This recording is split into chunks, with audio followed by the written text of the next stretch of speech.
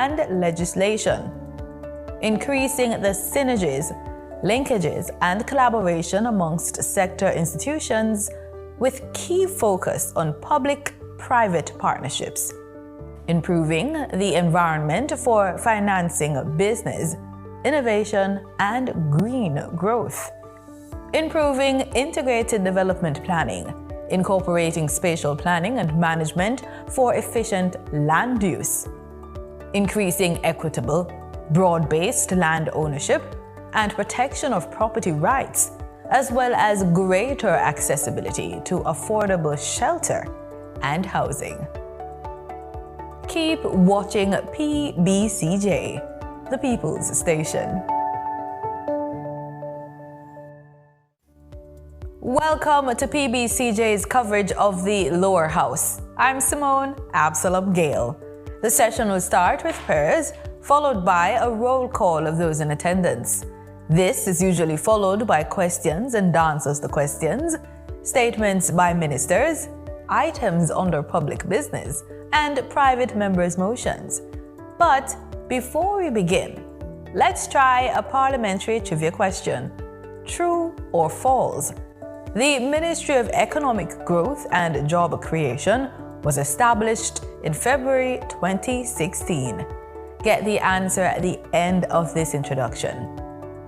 On the agenda for this afternoon, Minister without portfolio in the Ministry of Economic Growth and Job Creation with responsibility for works, Robert Morgan, is down to address the House. Under public business, the sectorial debate continues with presentations from Member of Parliament and Minister of Science, Energy, Telecommunications and Transport, Daryl, along with Member of Parliament for St. Andrew East Central, Dr. Peter Phillips. Basically, each contribution to the debate is done in a form of presentation or discussion, focusing on a particular sector or industry, often used to examine and discuss issues related to that sector. These debates are used to explore topics like growth, sustainability, and the future direction of industries. And that's what's on the agenda. It should be noted that elements of the day's agenda can be changed or moved. But before we go, here are a few things you should bear in mind if you plan to attend a session at Gordon House. No visitor shall create any act of disorder within the precincts of the House. No visitor shall be admitted to the House without first obtaining an admission card. Visitors who remain within the precincts of the House during a suspension of the session are asked to keep silent.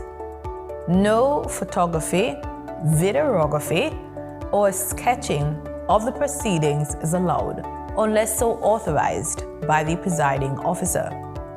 It's almost time to go to the main event, but before that, let's get the answer to the trivia question. We asked, true or false? The Ministry of Economic Growth and Job Creation was established in 2016. It's true. The ministry has responsibility for the formulation and implementation of policies relating to its portfolio areas, which include water and wastewater, land, environment, climate change, housing, urban renewal, economic policy and investment, and works. Its portfolio areas are strategically aligned to the Vision 2030 National Development Plan. The ministry is pursuing these goals through a number of strategic objectives, including improving the enabling environment through the provision of appropriate policies and legislation, increasing the synergies, linkages, and collaboration amongst sector institutions with key focus on public-private partnerships, improving the environment for financing business, innovation, and green growth, improving integrated development planning, incorporating spatial planning and management for efficient land use, increasing equitable, broad-based land ownership and protection of property rights, as well as greater accessibility to affordable shelter and housing. Keep watching PBCJ, the People's Station.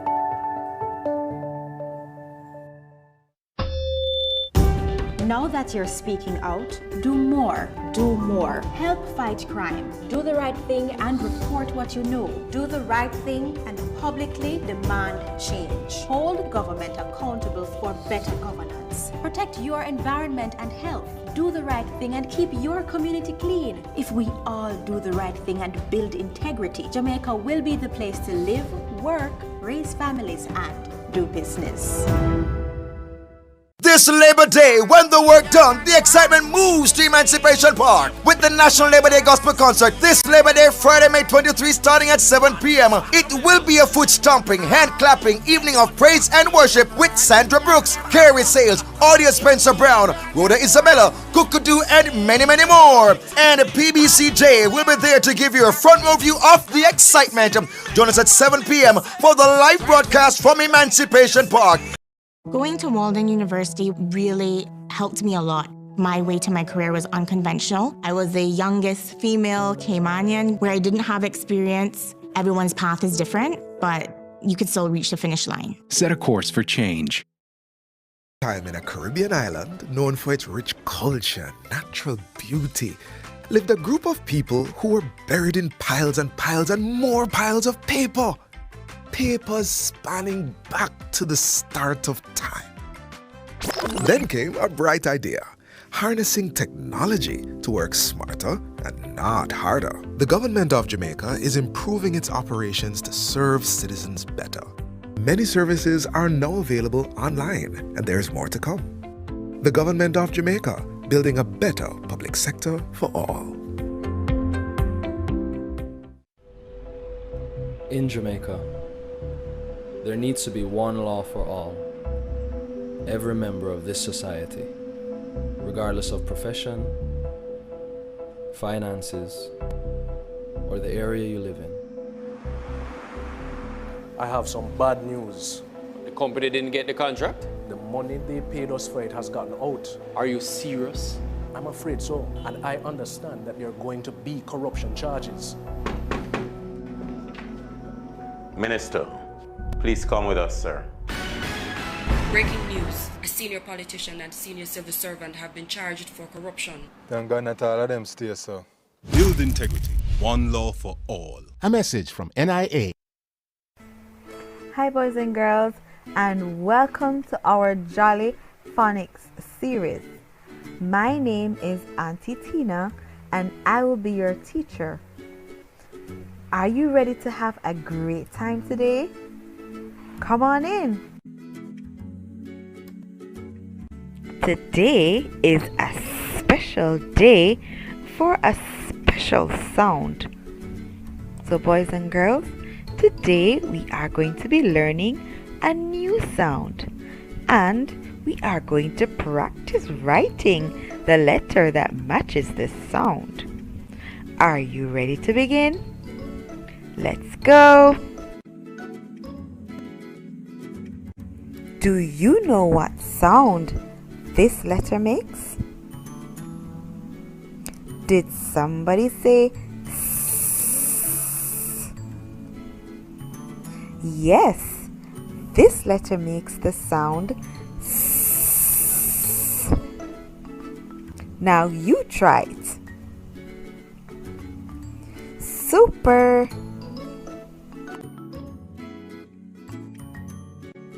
Now boys and girls, would you like to hear a scary story about what happened to a boy and his dog? It is a sunny morning and Sam is taking his dog Samson for a walk. They like to walk down the pond. Sam looks around as they walk along. He sees a toadstool, a red and yellow caterpillar, and a black bird on her nest. When they get to the pond, Sam and Samson spend some time watching the fish swim around. After a while, Samson goes off and snuffles around in the grass. He finds a stick which he brings back to Sam. Then he barks at Sam and Sam throws the stick for Samson to fetch. Samson runs around looking for the stick in the grass. Then suddenly, Samson starts barking. Woof, woof, woof. Sam skips over to see what Samson has found. He hears a sound. In front of Samson is a spotty snake. It is rearing up and hissing loudly. Sam grabs hold of Samson and the snake slithers quickly away. The end. Wasn't that a scary story, boys and girls? Do you like snakes? I don't.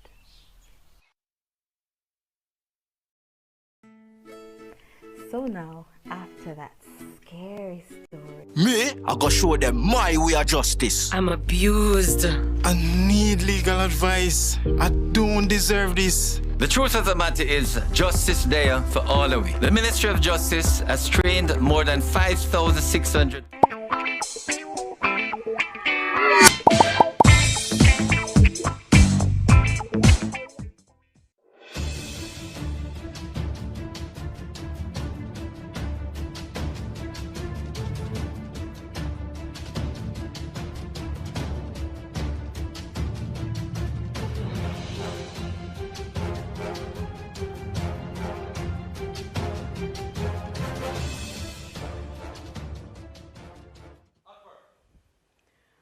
Almighty God, by whom alone kings reign and princes decree justice, and from whom alone cometh all counsel, wisdom, and understanding, we thine unworthy servants here gathered together in thy name, do most humbly beseech thee to send down thy heavenly wisdom from above to direct and guide us in all our consultations. And grant that, we having thy fear always before our eyes, and laying aside all private interests, prejudices, and partial affections, the result of all our counsels may be to the glory of thy blessed name, the maintenance of true religion and justice, the safety, honor, and happiness of the king, the public weal, peace and tranquility of the island, and the uniting and knitting together of the hearts of all persons and estates within the same, in true Christian love and charity, one towards another, through Jesus Christ our Lord. Amen.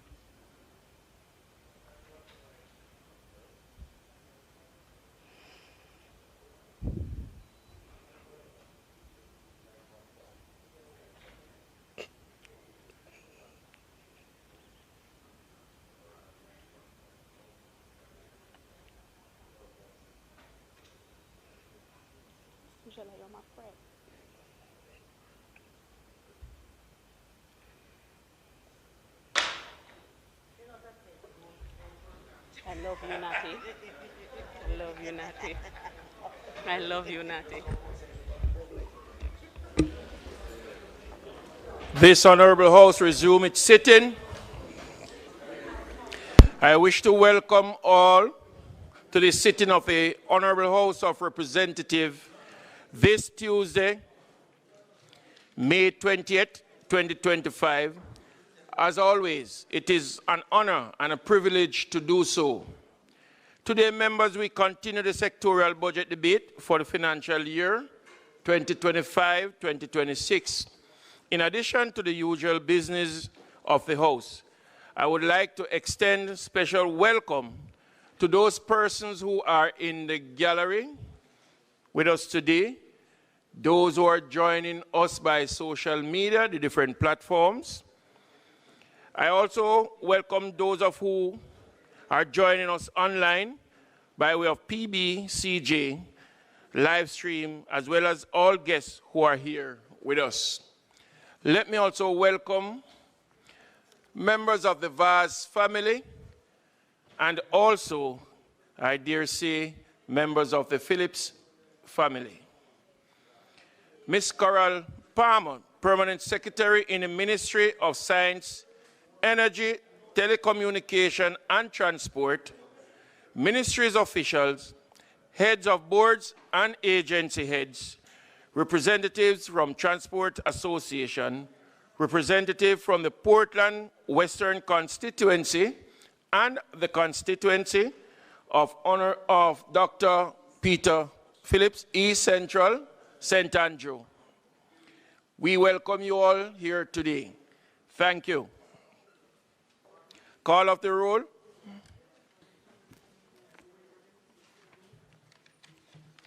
Mrs. Holness, Mr. Bartlett, Dr. Holness, Dr. Chang, Mrs. Williams, Ms. Grange, Mr. Mackenzie, Mr. Chuck, Mr. Vaz, Dr. Tufton, Mrs. Malawu Fort, Mr. Green, Mr. Charles Jr., Mr. Matthew Samuda, Mr. Morgan, Mrs. Cuthbert Flynn, Mr. Main, Mr. Davis, Mr. Morgan, Mr. Terrelong, Mr. Hutchinson, Mr. Witter, Dr. Dunn, Mr. Brown, Dr. Brown-Burke, Dr. Charles, Mr. Chin, Mr. Cousins, Ms. Crawford, Ms. Daly, Mrs. Dalrymple Philibert, Ms. Davis, Mr. Golding, Mr. Graham, Dr. Guy, Ms. Hamilton, Ms. Hannah, Mr. Enriquez, Mr. Henry, Mr. Hilton, Mr. Jackson, Mr. Lawrence, Ms. Lee, Mr. Miller, Mr. Montague, Ms. Morrison, Mrs. Nita Garvey, Mr. Paulwell, Mr. Phillips, Dr. Phillips, Mr. Robertson, Mr. Robinson, Mr. Carl Samuda, Mr. Shaw, Mr. Siblis, Mr. Slowly, Mr. Smith, Mrs. Vaz, Mr. Warmington, Dr. Wheatley, Mr. Williams, Mr. Wilson, and Mr. Wright. Thank you, Mr. Speaker. Thank you very much. Before you, House Leader, just some housekeeping matters. Members of the gallery, you may smile as much as you want to. You're not allowed to clap or bang on your chair or desktop as the case is. Thank you very much. Mr. Speaker, I'd like to join you in welcoming members to this sitting of the House today. And we are expecting two interesting and exciting presentations in the continuation of the sectoral debate. Mr. Speaker, I'd like to welcome the members of the gallery who are here, and particularly the members of the Vaz family and the Phillips family who have joined us.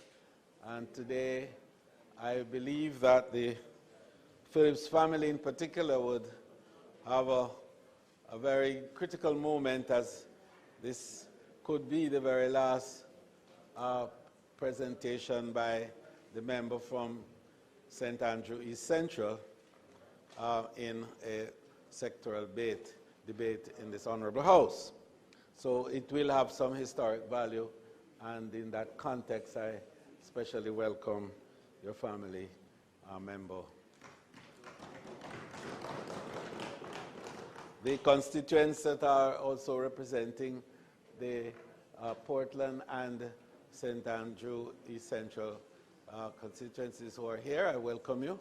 And I also welcome our senator who is in the well of the House, and the We're expecting today to be a very fulsome day of activities, indeed a long agenda, and as usual we would implore members to utilize our time efficiently and well, and to enable us to have a completion of the agenda within the time prescribed.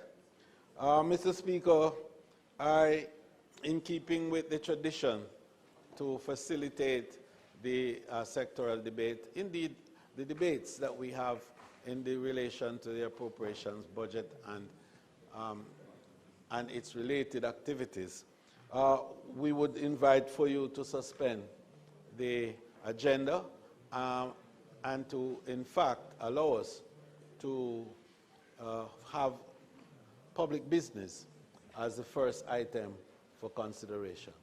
May it please you, Mr. Speaker.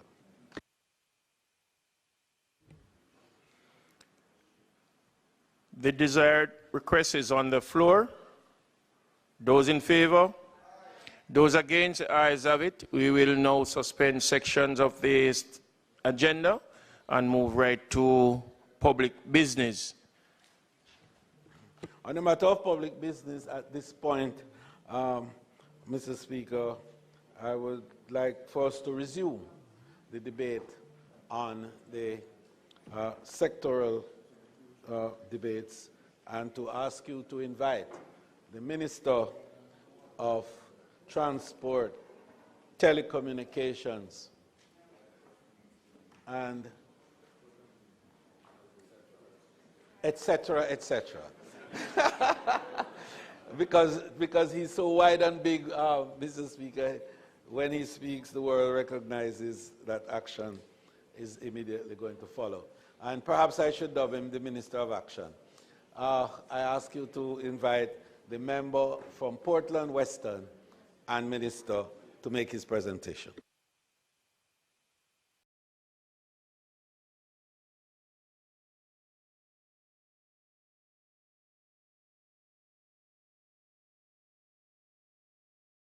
Member from Portland Western, you now have the floor. Mr. Speaker, I rise today in this honorable House with deep gratitude and an even deeper sense of responsibility as we chart the course for the vital sectors under my portfolio responsibilities: science, energy, telecommunications, and transport. These sectors form the backbone of our national development, driving innovation, connectivity, and efficiency in service to the people of Jamaica. Before I begin, I must take a moment to sincerely thank those who support this mission every single day. Madam Speaker, today, May 20th, I selected for my sectoral presentation has added significance. Today is my late father, Douglas Vaz's birthday. He would have been 87 years old. A man who served his country as a freedom fighter and a then Member of Parliament and Cabinet Minister, Member of Parliament from 76 to 93, and a Cabinet Minister during the 80s. A true patriot who inspired me to follow his footsteps. Hence, like him, so far, I'm a 4-term consecutive MP in one constituency over the last 18 years, and a Minister of Government for 13 years. So I say happy birthday, Dad. And I made mention of the consecutive MP because I see a trait and a routine that's happening now where persons don't stay one place. They move around quite frequently all across the country trying to find a safe seat. To my dear wife, Anne-Marie, who I would dare say is not even more than a wife, one of the best performing members of Parliament in Jamaica.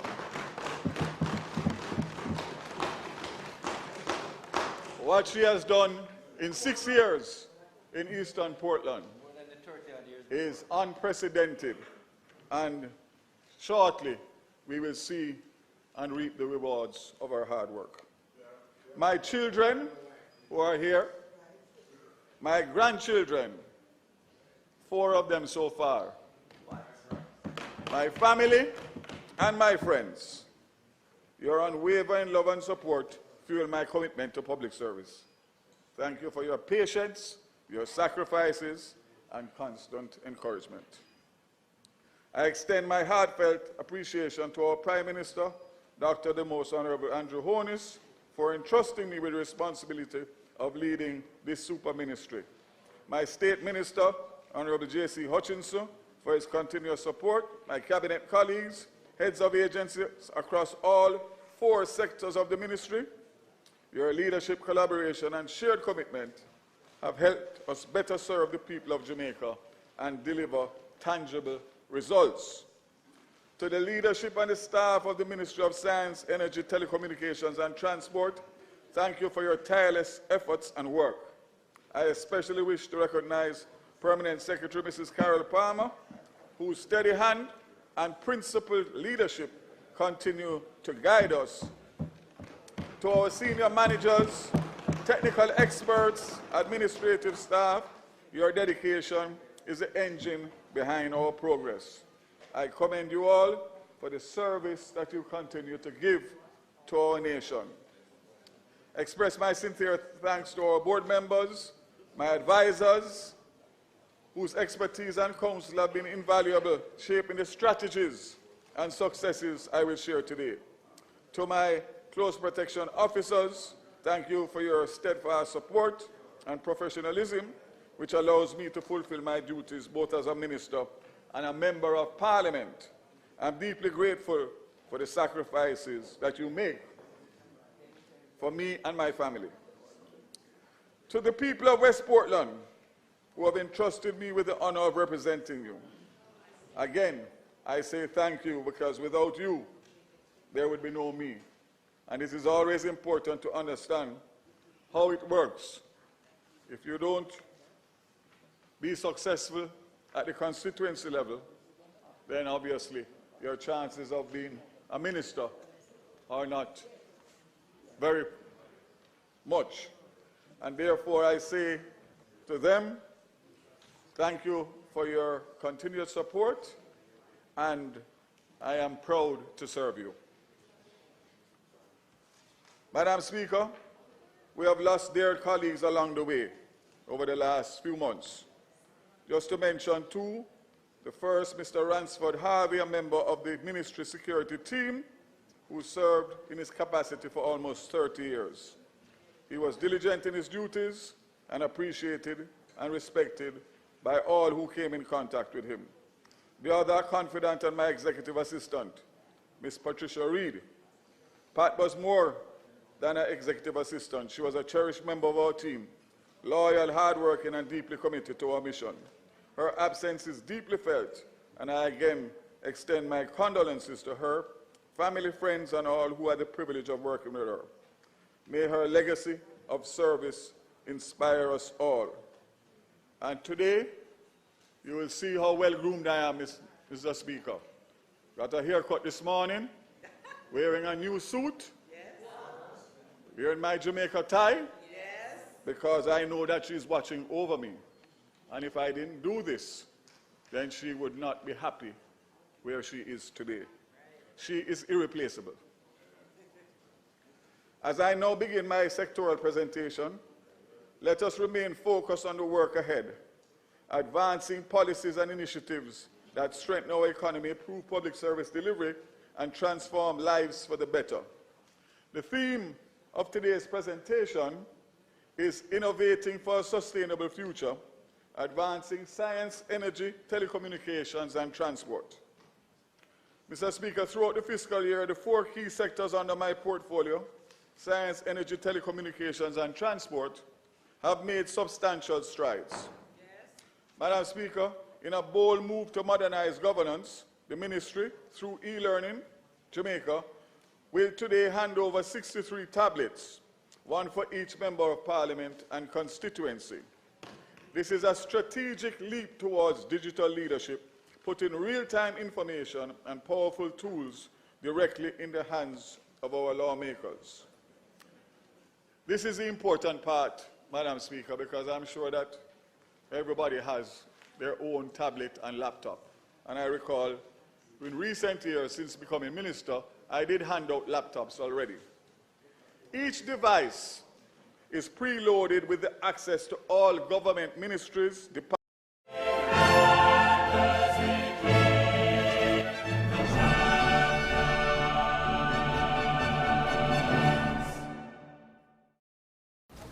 Any questions? I totally missed all of that. Look, you had voice recorder on your Sam. Immediate access to the ministry's vision, priorities, and policy direction. Amen. Mr. Speaker, the days of printing hundreds of thousands of dollars worth of pages for each sitting of the House has long passed. And as we embrace the digital transformation taking place across government ministries, agencies, and departments, the House must follow suit and not be left behind.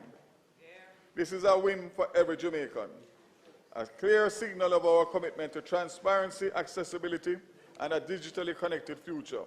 No one will be left unaware of the benefits the government of Jamaica provides.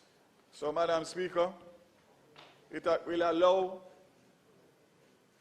MPs' constituencies to be able, at the tap of a button, to be able to access all government information and agencies as well, ministries and agencies, which will assist them in helping their constituents to answer questions and also provide possible jobs, etc.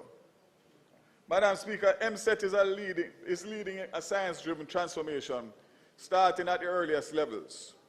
In partnership with the Early Childhood Commission, the Ministry of Education, Skills, Youth and Information, the Scientific Research Council, and the National Commission on Science and Technology, we have launched a pilot initiative that integrates scientific principles into the early childhood education for children aged 2 to 8 years old.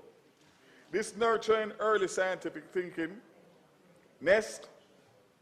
This program will equip educators with STEM kits and low-cost activity books to make science fun, simple, and engaging in the classrooms. Madam Speaker, the next generation won't shy away from science. They will continue to embrace it as a powerful tool to transform Jamaica and shape the world with their bold innovations. Madam Speaker, our focus does not stop at the early childhood level. Through the SRC, over 1,900 students participated in the Young Inventors and Innovators competition. Over 1,400 students were engaged in science in the park, and 101 STEM ambassadors are now mentoring young Jamaicans. Madam Speaker, we're not just teaching science, we're building confidence, ambition, and dreams. Madam Speaker, Jamaica is the first small island developing state in the Caribbean to complete the GoSpin Global Observatory of Science, Technology, and Innovation Policy Instruments. Policies mapping exercise with UNESCO. This work will be published on UNESCO's website in 2025, placing Jamaica on the global science policy map. As a result, we now have the tools to systematically improve our science, technology, and innovation landscape by implementing targeted interventions that will improve our science, technology, and innovation index.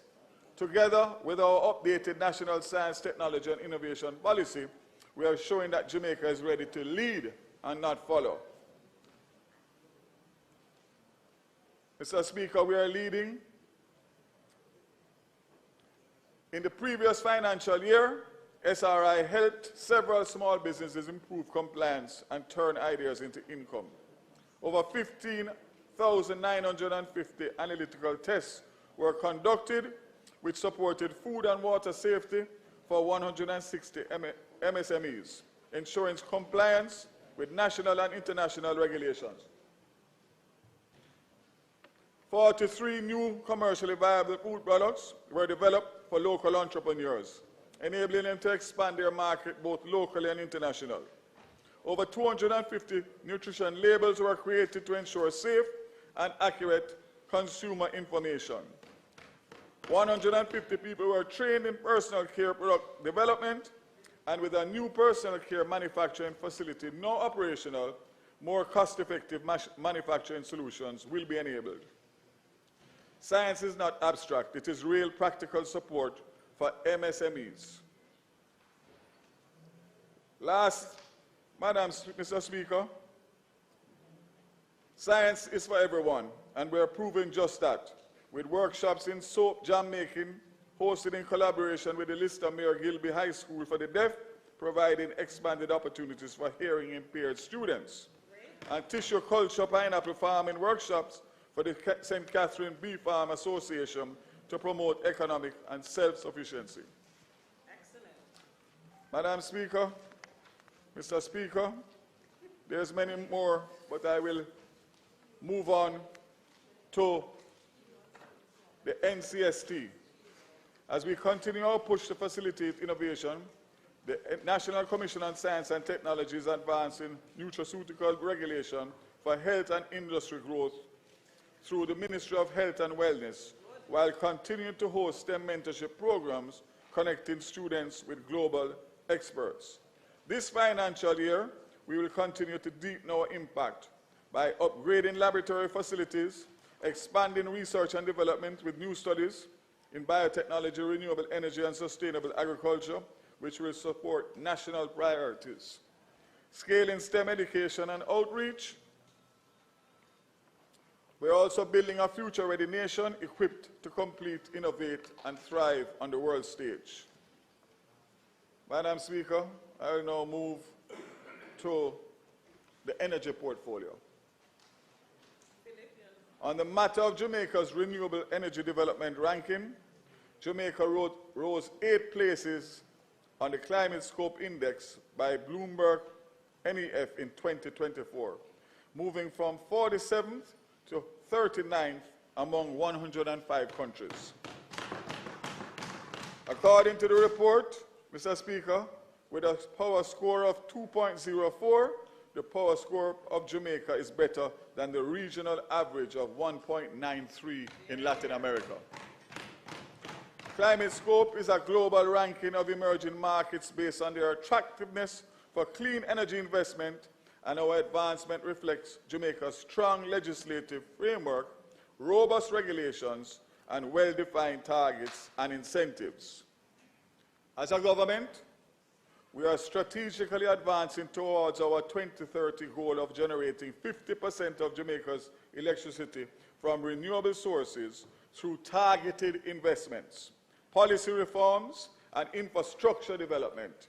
As of May 2025, we have achieved 12.5%, with an additional 100 megawatts set to come on stream in 25-26, representing 4.5%, therefore bringing the total to 17%. Subsequently, in addition, an additional 220 megawatts will go to the market in 2025 to come on stream in 27-28, which will represent an added 10%, therefore bringing the total to 27%. Madam Speaker, the JPS is expected to add 130 megawatts in 27-28 financial year, and this 6% will bring the total to 33% by 2028. Finally, the generation procurement entity will go back to the market for 300 megawatts, and that will take on stream the additional 23% to round off to 50%. We are on track, Madam Speaker, Mr. Speaker, and colleagues.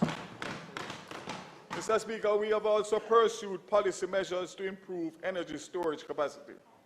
CARICOM's Council for the Trade and Economic Development, COTED, approved Jamaica's request to suspend the common external tax on 91,600 lithium-ion batteries, valued at 1.5 billion Jamaican dollars, or $9.7 million for 2 years, starting February 2025.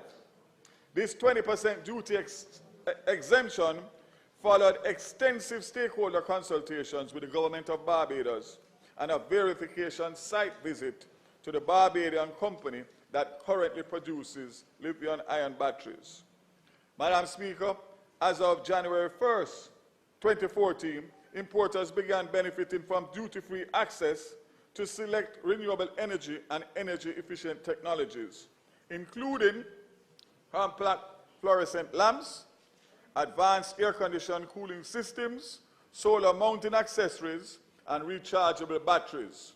This arrangement, approved under Article 83(3) of the revised Treaty of Chaguaramas at the 57th meeting of Quoted in November 23, continues through to December 2025. Let me emphasize, Mr. Speaker, that these duty exemptions remain unaffected by recent U.S. trade adjustments. However, under the revised Caribbean Basin Economic Recovery Act, which once provided a non-reciprocal export duty waiver, Jamaica must now operate at 10% of the value of the exported finished products. Petrojam is currently assessing the implications for our most favored nation status, while the ministry monitors solar imports from China for price fluctuations. Despite the impacts of Hurricane Beryl, Jamaica's clean energy infrastructure showed resilience.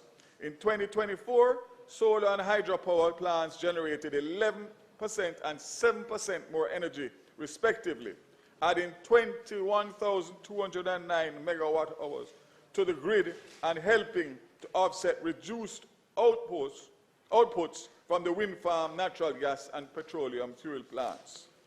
In response to the rising demand for renewable self-generation, the ministry updated its procedures for electricity net billing regulations to better align with the 2022 regulations.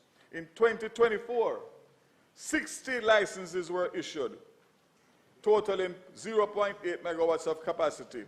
In total, Jamaica now boasts 1,239 licenses for households and businesses, representing 26.1 megawatts of distributed solar capacity, up from 1,179 licenses, with 25.3 megawatts in 2023. Madam Speaker, as I stated in my update on the 9th of April 2025, it is very clear Jamaica has not been well served by its electricity industry.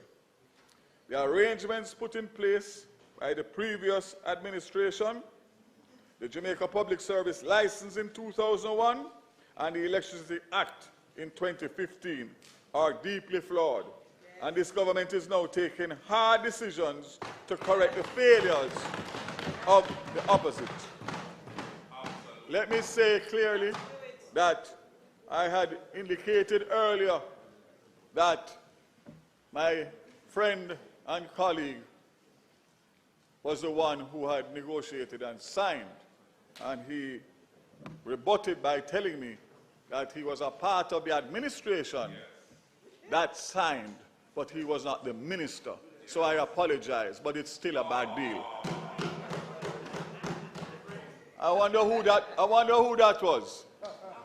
I wonder who that was. Yeah, you remember? Remember? You can't recall.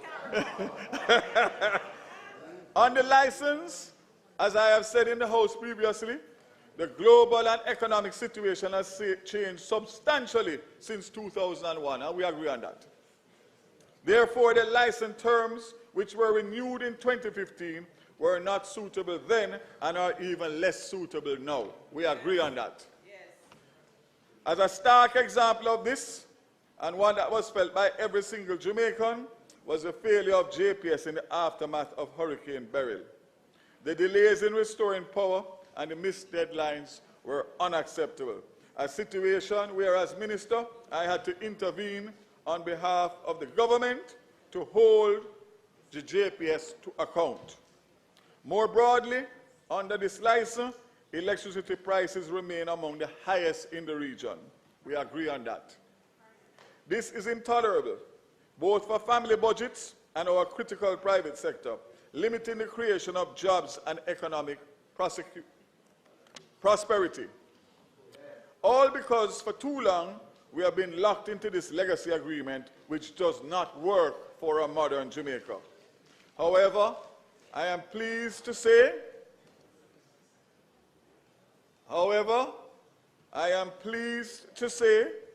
for the first time since 2015, this minister and this government has the opportunity to deliver real change. Change for the benefit of Jamaica and Jamaicans. I can assure you that we will do whatever it takes to do that. Whether it be through a newly negotiated license with the JPS or entirely new arrangements, we will not rest until we have an electricity sector our population and country deserves. So, I won't say any more on that at this time, but to indicate that all options are on the table. All options are going to be reviewed, and Jamaica finally is going to benefit from the right negotiation by the right minister and the right government.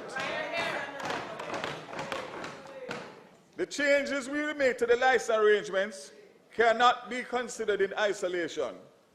JPS have done what they can do to manage a system with the constraints of a regulatory framework which is not suitable for a modern energy and electricity system. I thank their shareholders both for this and for their continuing to invest in Jamaica. However, the framework within which this license operates need to adapt. It doesn't provide the right incentives, and it is failing the Jamaican people. The world has changed, technology has changed, and our expectations for energy provisions have changed. We cannot and will not continue with our electricity system which has such high costs, and we cannot continue with a system where 30% of the power is stolen. That is unacceptable. This is why the work of the Joint Select Committee, which I chair, and who are tasked with reviewing the Act, is so critical. We have consulted widely, encouraging participation from the public and industry alike, reviewing every aspect of the Act, strengthening our response to natural disasters, to options for reducing theft and losses, to considering competition where appropriate and regulation where it is not. Implementation of changes to the Act will be carried out in conjunction with changes to the license regime to ensure a holistic view is taken across the sector. Mr. Speaker, colleagues, it will not be easy, and the benefits will not come immediately. It will take time.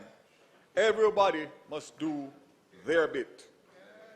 We will shortly come forward with our plans, specifically in relation to the license. We, unlike our predecessors, will not miss the opportunity to reset the electricity sector for the benefit of the entire population. Again, I want to assure that as we did in the Joint Select, we had massive consultations from stakeholders and everybody. That has started through the consultant who is assisting us in the renegotiation for the license, and I commit not only to my opposition colleague and the opposition, that they will be brought to the table, as well as all who is listening who has an interest in the sector, because we are an inclusive government.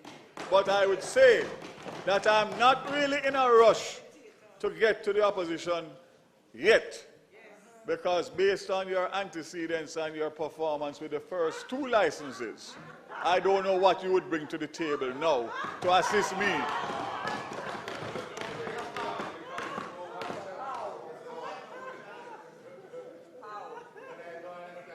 I am sure that if something intervenes, on a particular date intervenes, that the people will choose Jamaica.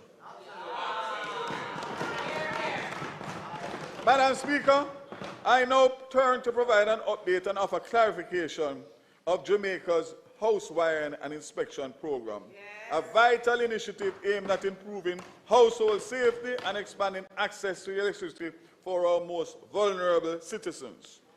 Following a meeting held on April 22nd involving MSET, JSIF and the Jamaica Public Service, a number of operational matters were raised ahead of the scheduled implementation date of May 1st. Mr. Speaker, pursuant to correspondence received from JPS, I wish to clarify a specific reference made in Ministry Paper 09/25, which outlines the revenue measures for 25-26 fiscal year.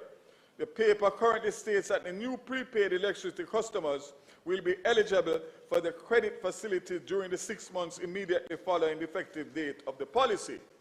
Importantly, the provision that the credit facility will terminate 11 months after the effective date remains unchanged.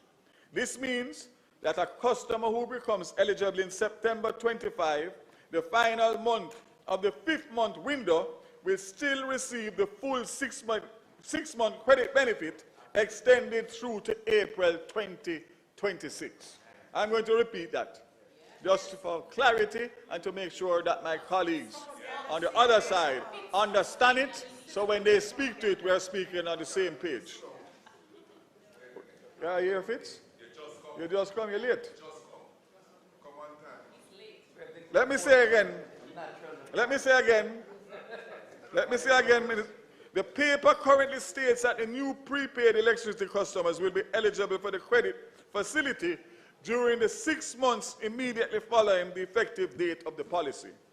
Importantly, the provision that the credit facility will terminate 11 months after the effective date remains unchanged.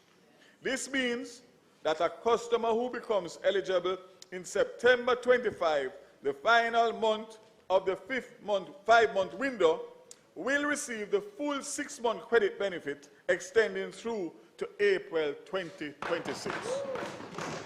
Additionally, Mr. Speaker, I must clarify the matter of program targets. The facility will support a maximum of 20,000 new prepaid customers. However, only those onboarded within the 5-month eligibility period between May and September will be accommodated. This approach ensures that the integrity of the program is maintained and aligned with the fiscal constraints. It is also important to note that the budget allocated for this initiative pertains specifically to 25-26 fiscal year.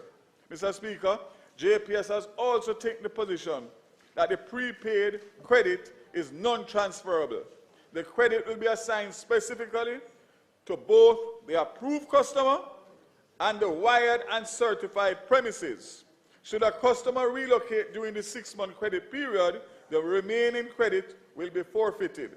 Similarly, any new occupant of the vacated premises will not be eligible to claim the remaining benefit. Mr. Speaker, the House Wiring and Inspection Program is a meaningful step towards greater equity and access to the energy sector. These clarifications are important to ensure that the program is implemented efficiently, transparently, and in keeping with the objectives of social inclusion and responsible public financial management. Mr. Speaker, in 2024, Cabinet approved the National Electricity Loss Reduction Plan 24 to 34.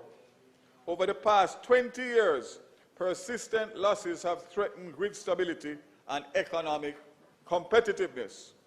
To combat this, JPS will invest $13.2 billion or $84 million over a 10-year period to improve its technical and commercial operations.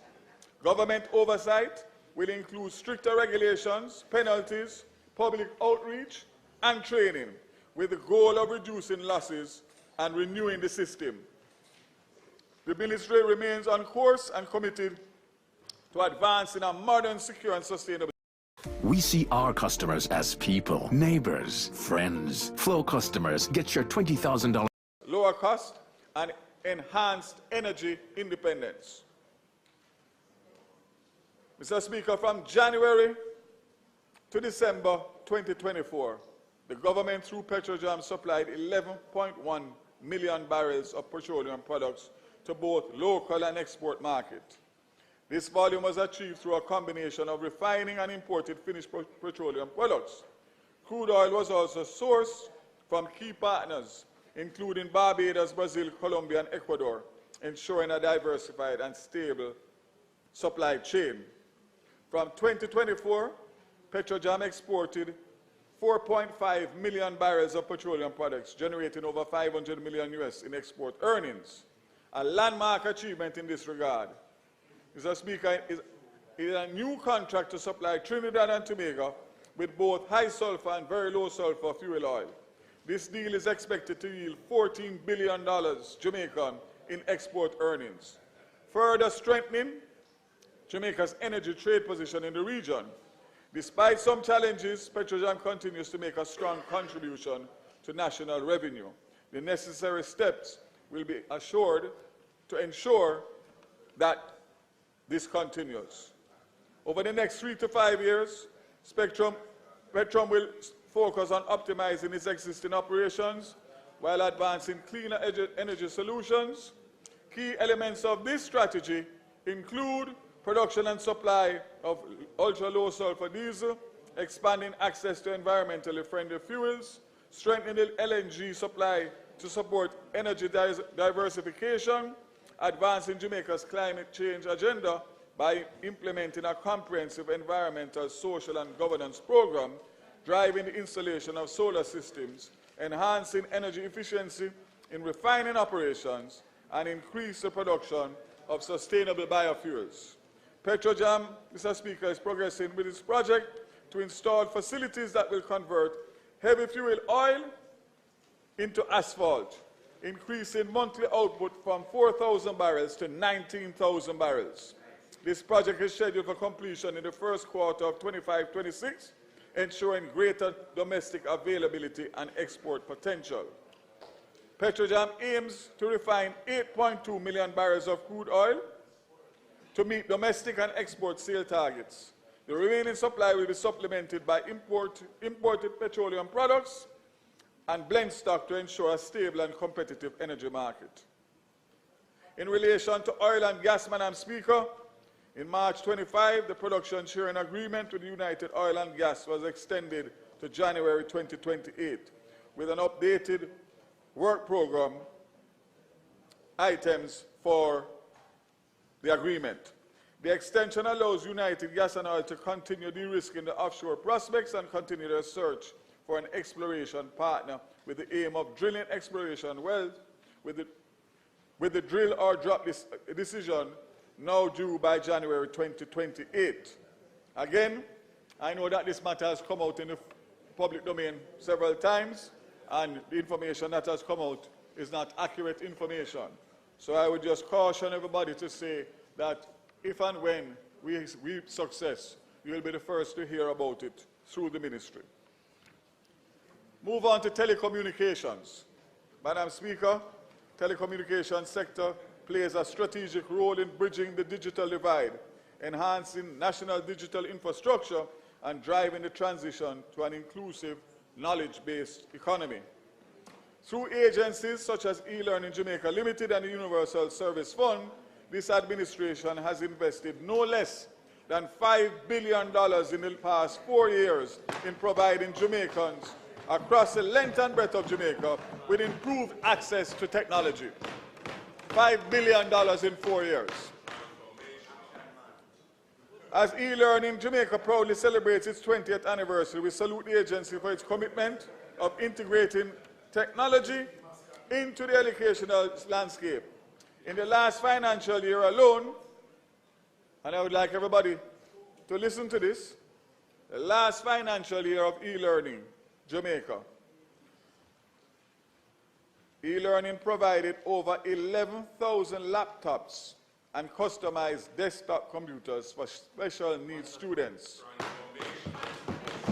as well as 1,100 projectors valued at $874 million, and deliveries continue. They did 800 interactive panels to over 700 institutions. Procured 400 charging cards valued at $73 million for the distribution to educational institutions to enhance device accessibility and mobility. Listen to this, Leader of Opposition. provided 2,700 teachers. Provided 2,700 teachers with laptops under the Own Your Own Device program. Bring in the total number of beneficiaries under this program to 26,000 educators at a cost of 2.3 billion Jamaican dollars. 26,000 educators received at a cost of $2.3 billion under your own device. So 2,700 teachers, 26,000 educators. Madam Speaker, through the e-learning Jamaica, the Jamaica Library Service received 400 laptops valued at 24 million Jamaican dollars to be used as part of digitization of libraries island-wide. The Early Childhood Commission was provided with 40 laptops, 2.4 million Jamaican dollars to enhance service delivery to their stakeholders. 200 laptops valued at 12 million Jamaican dollars provided to lecturers at UTEC for research and course delivery. 300 devices valued at $18 million were distributed to the Holy Trinity and Newell High Schools to improve literacy and numeracy for grade 7 students. And 50 devices valued at $2 million were donated to the Women's Crisis Center to support teen mothers to continue their education.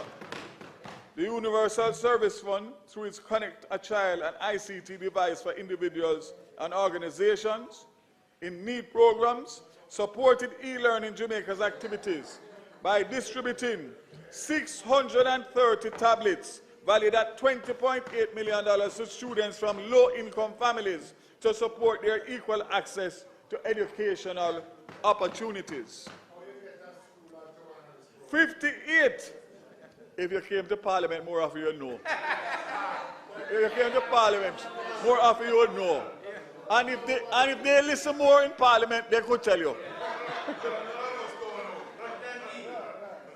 That's why I get, you know something, on a serious note. Those tablets that I gave out today has downloaded every ministry and agency's website and apps, etc., that you can press a button after I leave here today, and you can research all of this, and hopefully it will benefit all our constituents on both sides in short order. 58 ICT devices to needy citizens across Jamaica at a cost of $10.5. ICT devices, 58 of them valued at $7 million to organizations to enhance their technological capabilities. In addition, Mr. Speaker, 10 schools received coding and robotic kits to support STEM development activities, as well as training in artificial intelligence to enhance technological capabilities within educational institutions.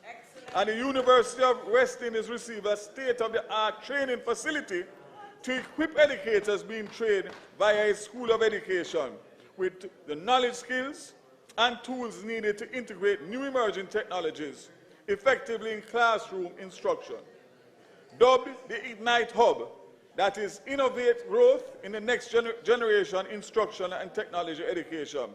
The facility boasts advanced technology, virtual reality headsets to allow teachers to simulate real-life classroom scenarios, enhancing interactive learning strategies, motion tracking cameras to enable seamless hybrid learning, allowing lecturers to move freely while being tracked, interactive panels, AI-powered teaching assistants, adaptive learning platforms, and multimedia content creation software to support hands-on training.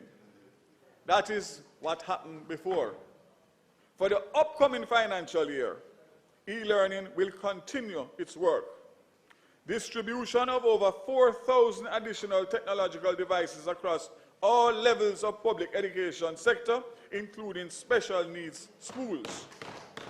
Expansion of STEAM capacity building programs, including robotics, artificial intelligence, data protection, and coding workshops.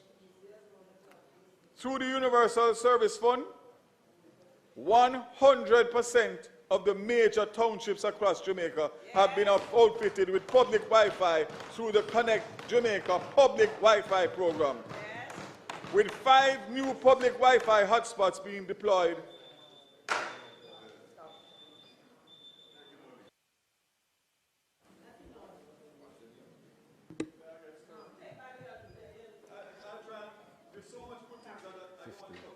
Okay.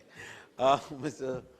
Speaker, the members' time for speaking having expired, and in tradition as to how we offer additional speaking time, I beg to move that his time be increased by 15 minutes to allow him to conclude his presentation. May it please you, Mr. Speaker. The desired request for the extension of time for the member presenting. Those in favor? Those against? The ayes have it. Minister, before you start, you have requested 15 minutes. We urge that you use 15 minutes. Thank you. Mr. Speaker, I don't want to take up too much time, but when you look at the size of my portfolio and the good things that are happening, it would be a travesty to cut out this and not let the Jamaican people know what is happening. I ask you to use your conscience, sir, if you have one. Thank you very much, colleagues, for that. So, Madam Speaker, through Universal Service Fund, as I said, 100% of major townships have been connected to the public Wi-Fi. For 25 new public Wi-Fi hotspots, Halfway Tree, Papine, Mandeville, Waterfront in Kingston, and Crossroads. Those are on track and were completed in 2024-25 financial year. These activities are complemented by the Community Wi-Fi program, which was launched in 2020, whereby 315 community Wi-Fi hotspots valued at $1.2 billion have been successfully installed across all 63 constituencies, serving 235,000 active users across the island, and the numbers continue to grow. The 5th community Wi-Fi hotspot was installed in each of the 63 constituencies at the end of the 24-25. This means, Madam Speaker, that citizens across the length and breadth of Jamaica are not too far away from publicly provided Wi-Fi. This means that the digital divide is closing slowly but surely. We are not stopping there as we continue to allocate $1 billion each year to invest in the government's national broadband infrastructure. The government is delivering on its promise of a better Jamaica, commitment made, commitment fulfilled. However, it is not just about investing in technology. The people of Jamaica, and particularly the youth, are at the heart of what we do. For this reason, the Universal Service Fund continued its investment in Technology Advancement Program, the TAP program.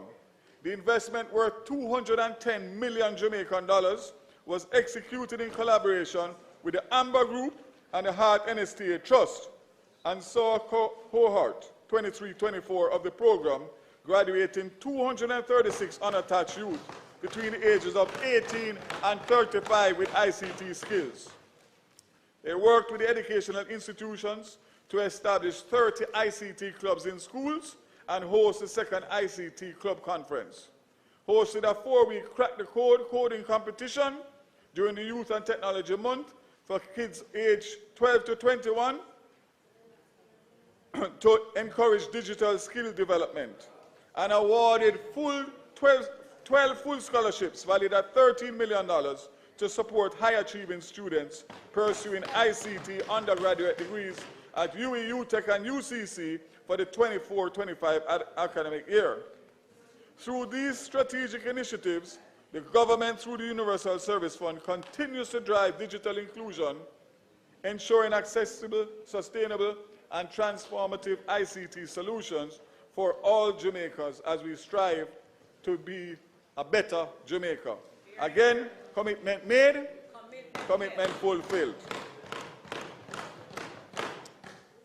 The Spectrum Management Authority responded to Jamaica's growing communications, fulfilling its mandate by issuing 212 new spectrum licenses, surpassing the KPI of 184. Renewed 547 licenses, exceeded the target of 481, successfully completing the public call for application for licenses in the 600 megahertz band, securing a potential $24 million in spectrum fees, US dollars, resolving 8 interference cases, ensuring the continued safety of aeronautical communication, and conducting frequency and modulation audits island-wide. In 25-26, they'll continue the modernization of the radar monitoring and direction find system to improve efficiency, integration of AI and data mining for enhanced spectrum monitoring, establish strategic spectrum monitoring stations in key areas including airports and airdromes, strengthen evidence-based policy framework to support Jamaica's transition to an advanced wireless infrastructure. Mr. Speaker, Hurricane Beryl taught us some valuable lessons. An important one is the vulnerability of our communication infrastructure and its interdependence on other utilities. Last year I was hard on our telecommunications service providers and even on the Office of the Utilities Regulation, but only because, like all my colleagues here, I want the best for the country. Mr. Speaker, some promises are easy to keep, others require grit and hard work to see them to fruition. For this hurricane season and beyond, a more agile and robust response is anticipated. Our major telecommunication providers have promised to up their game by moving more equipment on island once an announcement of an impending hurricane is made, to invest in additional generators and solar technology to decrease dependency on a single source of energy and a greater uptime for all cell sites. Telecommunication providers and JPS have indicated that there will be even greater collaboration and coordination going forward in preparing and responding to ensuring swift recovery after natural disasters. I was advised that as of the 31st of March, an inter-utility hurricane simulation exercise was organized by the JPS with key stakeholders in the telecommunication industry and stakeholders involved with disaster preparedness and emergency management. Mr. Speaker, I think we will definitely see much improvement. We are hoping and praying that we don't have a weather event, but we will, because I'm sure that they don't want to face me for a second year, because this time I'll be coming bigger, badder, and harder.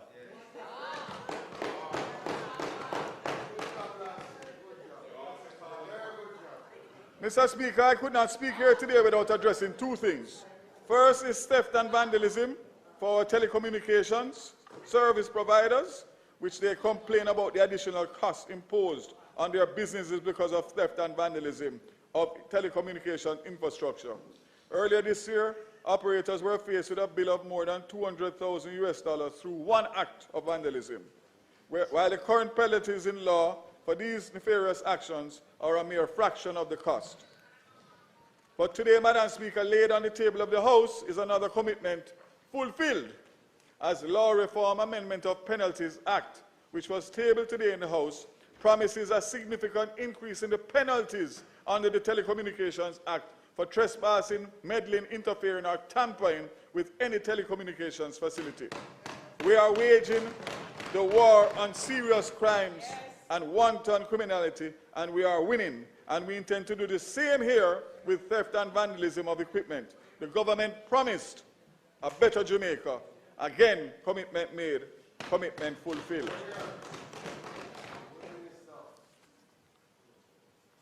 Let me close by just giving you a brief update.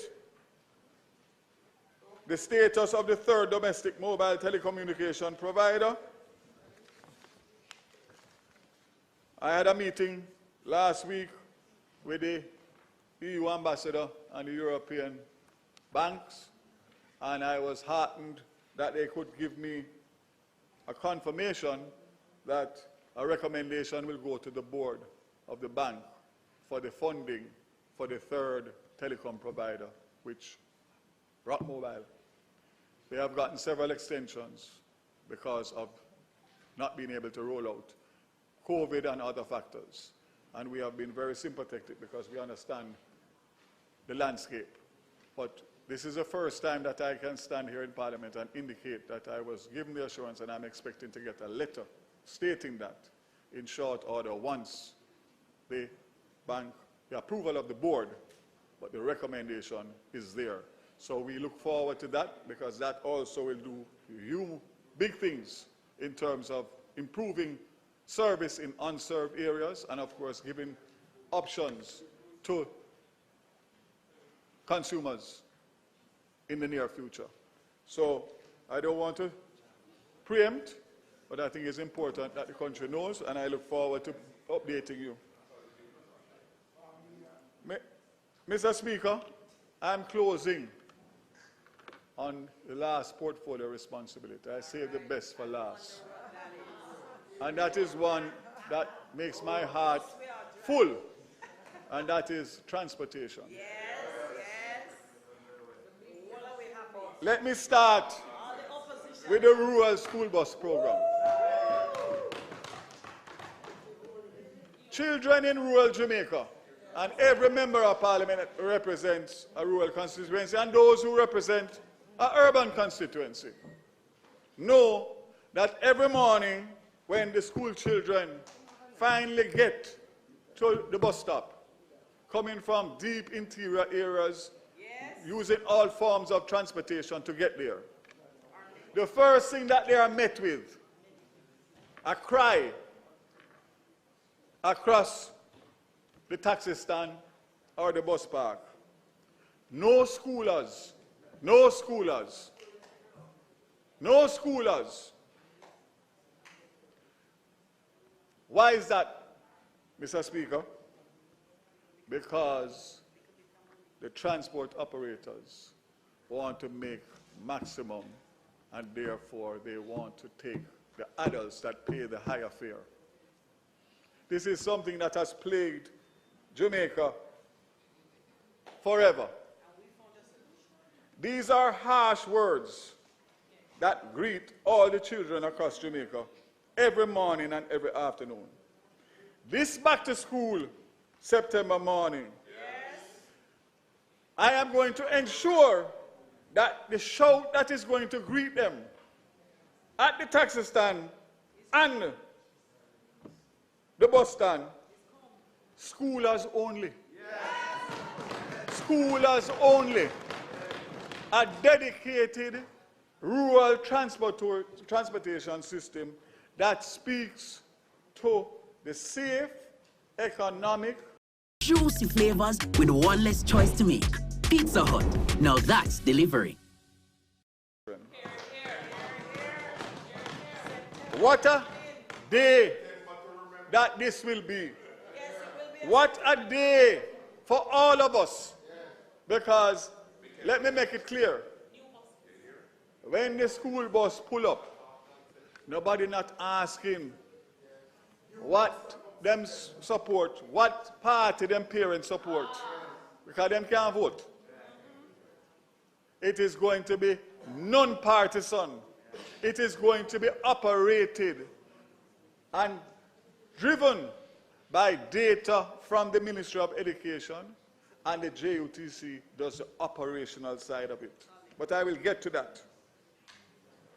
It's not about only a dedicated school bus. What comes with the school bus? An automated fare collection system that will provide safe, efficient, convenient, and hassle-free payment for students. No cash. You swipe your card just like when you tap a phone card, whatever. A driver monitoring system that allows for driver monitoring via infrared, because we have to make sure that the children are being driven by a competent, safe, driver. That driver will be trained by the JUTC and the Hard Trust NSA and will have to undergo a police clearance to make sure that they have no history or record. A geofencing of the routes. An established system will provide an alert if there is any deviation of the bus from the assigned route. Speed control. The system will be able to monitor the speed and alert the Ministry and JUTC if it crosses the threshold. So if you want to call it a speed sensor, you can call it that. A seamless parental control. Parents and the schools will get access to a user-friendly parental portal via an app that provides bus schedules, routes, and real-time tracking information, allowing parents to plan and monitor their child's transportation to and from school. More importantly, Mr. Speaker and colleagues, and all of Jamaica, every morning that a parent sends a child to school, they pray from the time they walk out to the time they get back in. Because there are so much challenges that they are going to face all through that day. That when they come home, it is a sigh of relief. For that, we are going to have an attendance tracking, which will track students' attendance on the buses, maintaining accurate records and accountability to ensure that no students are left behind or misplaced during transit. Too many children have died on our roads from school in passenger public. Well, I know I'm going to get the time. Oh, no. Minister, I know you said that you're wrapping up, but you're still presenting. We are going to give you 3 minutes.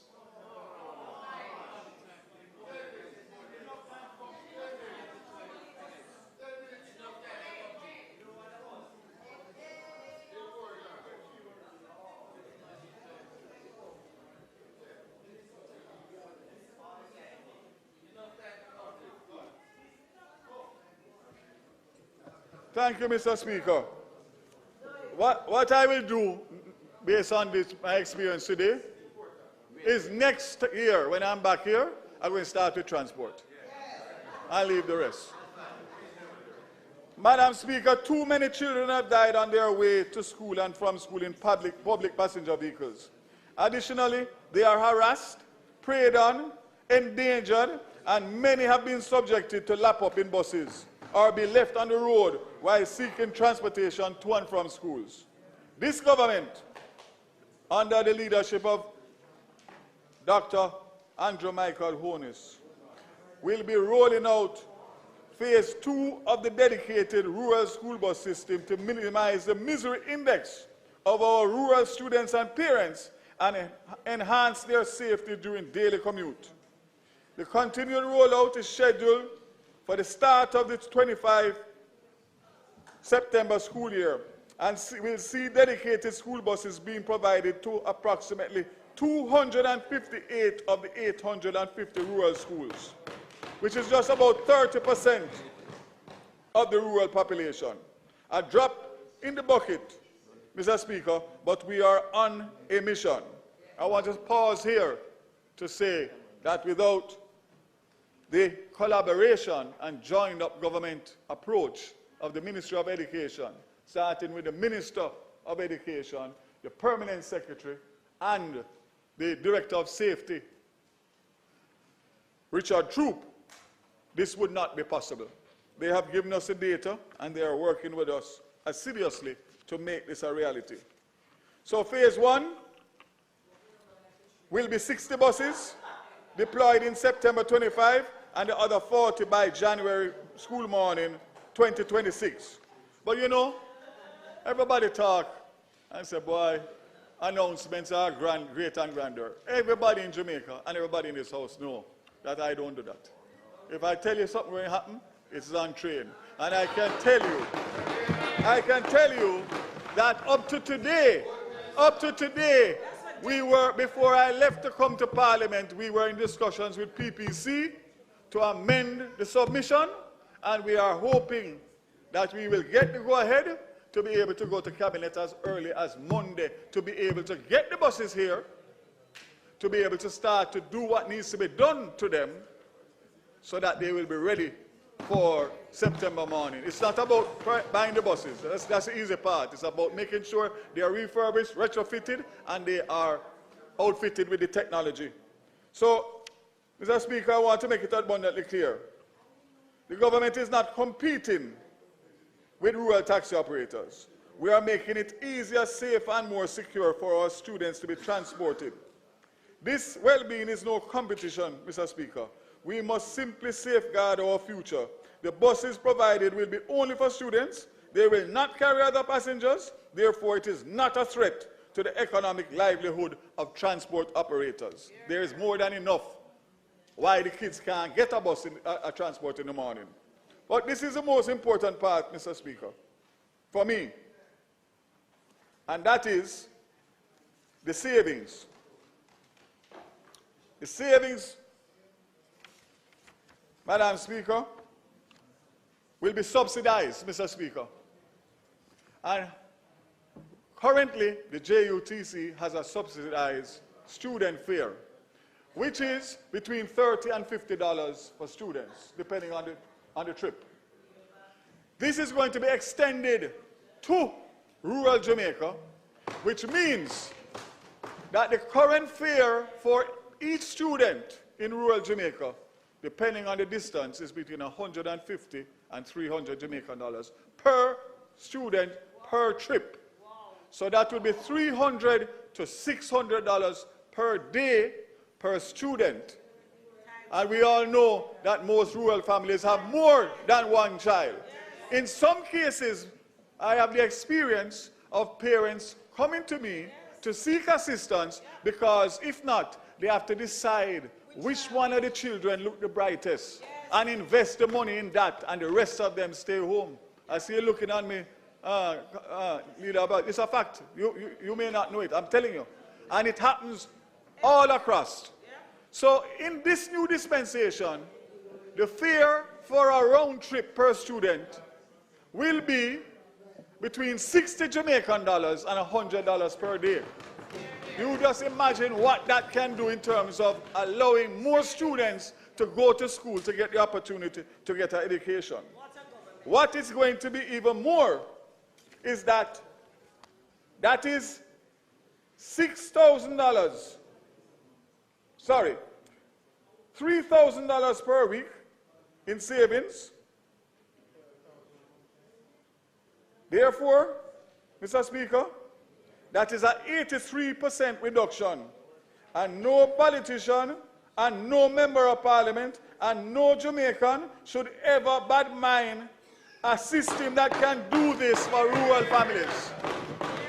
So I am calling and making an appeal to leave the politics out of the picnic and business, especially with the election on the night. It is not worth it. Let us work together on this one. So therefore, Madam Speaker, for the school year, the savings can be $60,000 per term by using the rural school bus children. For the school year, that is $180,000 a year. And that gives us 180,000 reasons to ensure, despite whatever people will say about the buses, we will not allow the negativity and pessimism to cause the school bus system to be delayed. And I'm making a call to all of my colleagues here. When you hear it from misguided people, deal with it right away. When you hear them talk about the age of the bus, the mileage of the bus broke down when it not broke down, yeah? That is simply evil and bad mind. Madam Speaker, Mr. Speaker, sorry, I won't advise the parents on how to spend the savings that will come from the rural school bus system. Whether it is to buy a Pro Box or saving for some other aspiration. What is undoubtable is that we are making a tangible impact on the cost of living for rural families across Jamaica that will allow more children to go to school in a safer, more economic way. They deserve it, Mr. Speaker. I don't know how some of them do it, coming from where they are coming from and the distance. So let us agree to accept. The last thing I will say on that is that the regional offices of the Ministry of Education are responsible for routing and the assignment of the buses. I am calling on every member of Parliament, because it will affect every parish, to have your own discussions, give your own concerns and your own advice as to what you think is best, to make sure that at the end of the day we have the input from the Ministry of Education, the JUTC, and of course the representatives at the end of the day. You never heard me say a while ago about bad mind. You never heard what I said about bad mind. Why you wishing drop down? Minister. Why you wishing drop down? Stick to your time. All right, Madam Speaker, Mr. Speaker, I'm going to close on the JUTC because I could stay here. What time is it now? I could give you another hour. Please don't take another hour. All right, I'm going to give you. I'm going to give you. All right, so, Madam, Mr. Speaker, JUTC has taken decisive steps to improve efficiency, ease commuter experience, accessibility, and affordability. All the buses are already on the ship. That means June 25 next month, 100 new buses will arrive and be delivered in Jamaica. It is important to know that 10% of these buses will be specifically made for the disabled community. Yes. Additionally, we have 46 midlife buses, 16 Golden Dragon, 9-meter, what we call hill route, and 30 Volvo articulated buses are being refurbished at a cost of $10 million US respectively. I want to thank Minister Favour Williams and former Minister Clark for these buses. The first 100, Minister Clark, and the second 100, Minister Williams and Minister Clark. We will be in a position to improve the hill routes, which is East Rural St. Andrew, West Rural St. Andrew. Yes. We will be in a position to expand more routes in the JUTC, which we have already done, Morant Bay, Yallas, Maypen, and Old Harbour. Premium peak hour routes have also been added to support workers, students, and general traveling public, not to mention that it will serve the new Morant Bay Urban Centre. The ministry will be adding to this development. 10 schools within the parish of St. Thomas are set to benefit from rural school bus system with the allocation 10 schools with 7 buses. Yeah, I soon reach there. This.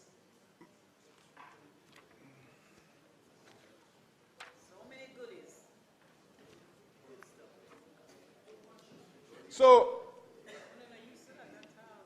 Mr. Speaker, we also have buses that are being tested.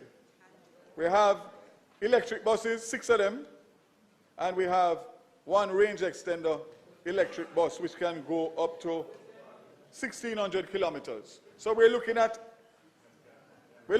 how we can improve efficiency. I could not come down on JUTC, Mr. Speaker, without speaking about the savings on fuel at JUTC. Yes. We know, Mr. Speaker, the total savings over the 7-month period is over $485 million.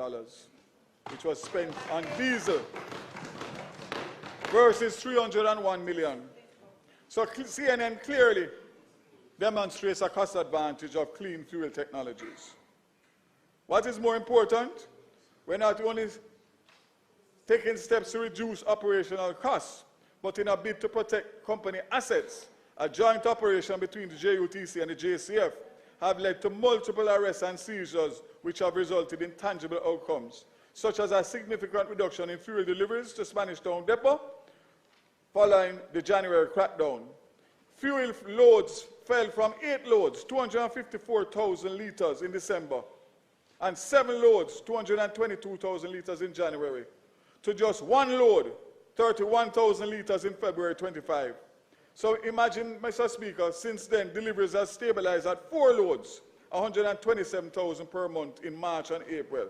This is attributed to the disruption of theft operations. So you're talking about hundreds of millions of dollars that are being saved, Mr. Speaker. I wrap up now by just indicating aviation, and I'll speak on that and close. Our airports are critical drivers of Jamaica economic growth. Between 25 and 29, 372 million US is earmarked for capital investment, with AAJ's direct investment in 25-26 accounting for 53 million. Additionally, AAJ is investing in critical shoreline protection for Norman Manley with 658 million seawall. The AAJ is actively pursuing several strategic airport projects. Lionel Densham Airdrome at a cost of 2.9 million US, which is at PIAB. Prime Minister, you asked me about it recently. Holland Bamboo Airstrip, reactivation for tourism and regional connectivity. Ken Jones Airdrome assessing expansion potential. And within alignment with the Prime Minister's 23 budget announcement, Tinsipen relocation and the Negril Airport development. $39 million US initial investment, a $460 million investment. A public-private partnership model is being explored to establish an international airport at Little London, Westmoreland. Mr. Speaker, I have more to say, but I will say it in another forum, possibly a press conference, because I'm not going to open a statement by ministers. Mr. Speaker, in closing, I had no doubt that I was going to run out of time, but I promised those portfolio areas that have not been addressed that I will do a statement by ministers. So, Madam Speaker, as I close, let it be known that the Ministry and Government is not merely charting a course. We are blazing a trail.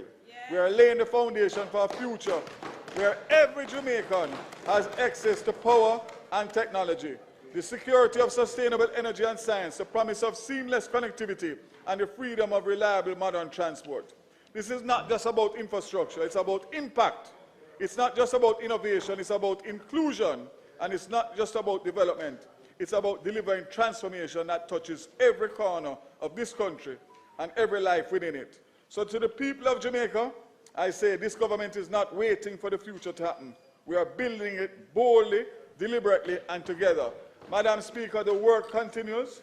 The mission is clear: innovating for a sustainable future, advancing science, energy, telecommunications, and transport.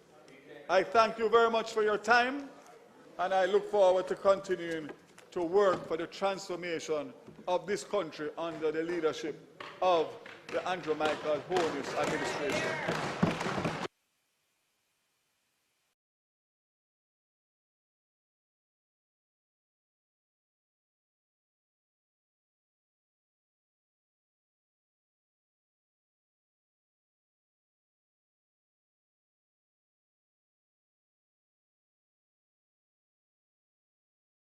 Mr. Speaker, I'm sure that the House has been treated to an excellent performance by the Minister, and we know that he wasn't able to complete all that he had to say, but as he has correctly said, statements by ministers will offer him the opportunity to complete that. Mr. Speaker, the next speaker is the member from St. Andrew East Central, and former Leader of the Opposition and Minister of Government.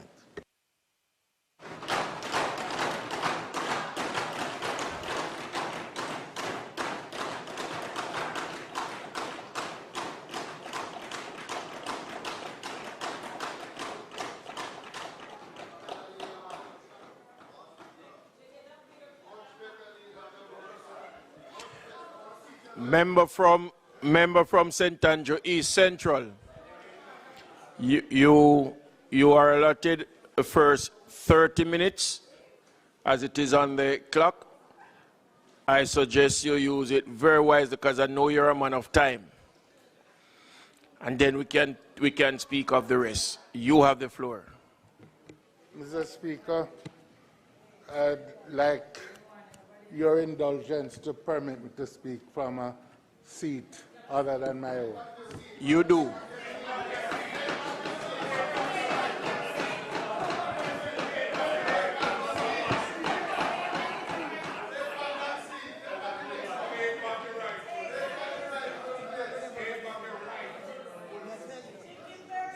Big Rob, easy.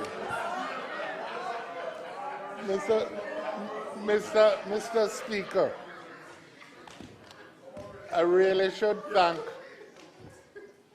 if it is appropriate, I really should thank the Leader of the Opposition and the Leader of Opposition Business, who both conspired to urge me to participate in this debate, because I was not so minded. But after careful consideration, I decided to take part.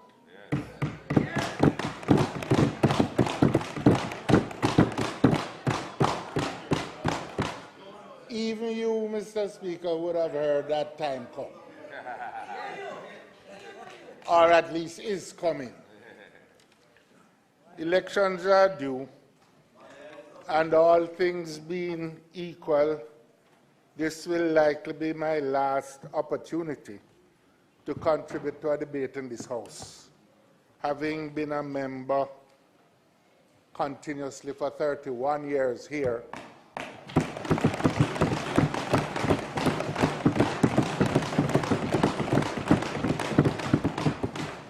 and 4 years in another place where I started in 1989. I entered this House in 1994, May, by way of a by-election. And in a sense, there are many people responsible for that decision to come to the House. In 1989, the Most Honorable Michael Manley said to me, "We are going to win the election, and you can either come as an advisor or come to the Senate and join at Jamaica House." And I said, well, I would come to the Senate. I was at the university and I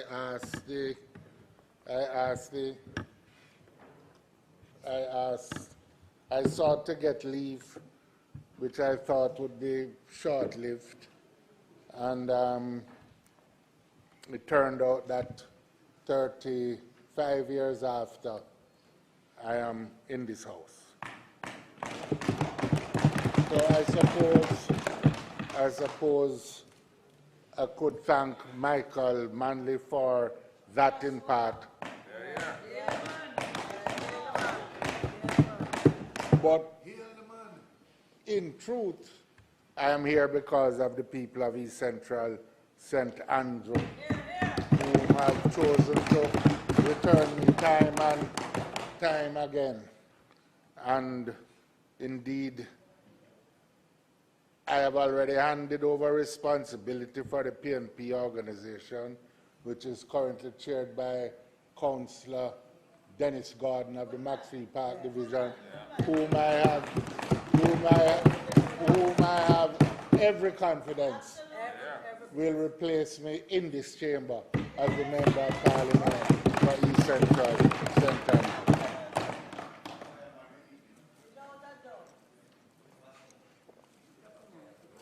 I hear he has 2 candidates from the JLP.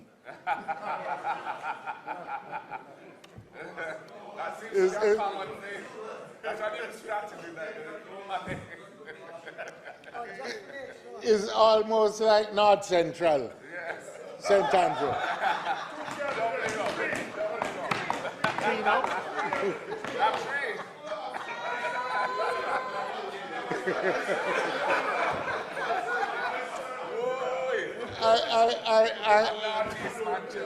I am actually, Mr. Speaker, I'm sorry, my friend, the Member of Parliament for North Central, St. Andrews, isn't here, because he's my good friend.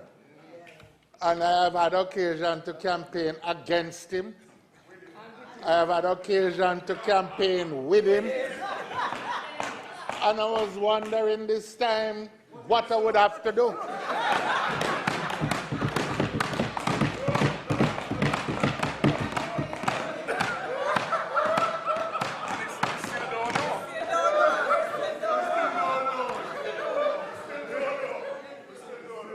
But sufficient unto the day.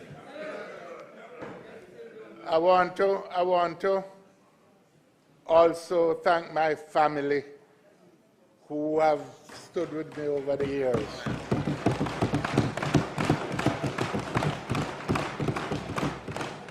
My wife Sandra is currently overseas. At least one of us have to work for money. And I have one son who, for his sins are mine, has chosen to participate in the political process and is the member for Northwest Manchester. And I have one son in the gallery who is here, Luke, who is also planning to work for money.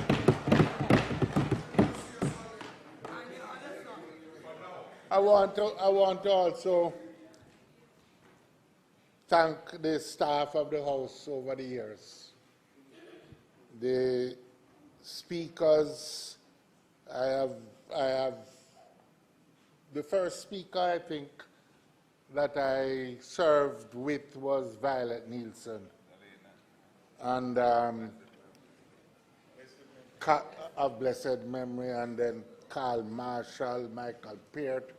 There are others. You were one speaker, probably as was the member for South Trelawney. And we have had a varied group of persons, but I thank all of them for their service, the clerks of the House, beginning with the Venerable Edley Deans onwards. And I thank them also for their help. All of us here, and I certainly want to recognize my personal staff. Yvonne Lawrence has been with me from the very first day I went to office at Jamaica House in 1989 to this day. And Angela Amir from 1997 when I went to the Ministry of Transport and Works to this day. I think I want to touch an issue that I think affects others in the House. My driver, employed to the Parliament, has been with me from 1989 to this day. Richard Gordon. But the thing is, when I leave, I have the expectation of a pension paid by the government of Jamaica, all things being equal. But our parliamentary drivers don't get a pension, and it is something that needs to be remedied.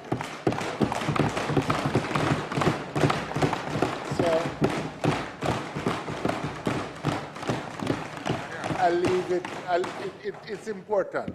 It can't be right for people to work 30 odd years and then be at the mercy of just the goodwill of others. I'd like also to express appreciation to the People's National Party and to the numerous comrades and friends of the party, because truthfully, it is because of the loyalty and support of the party, not mentioned in the Constitution, but all of us on both sides are enabled because of that support. But I also want to speak to the friendships that have developed on both sides of the House. I find myself at a disadvantage now, and I know it's time to step, because I have to be asking my colleagues, who is that? Who is that?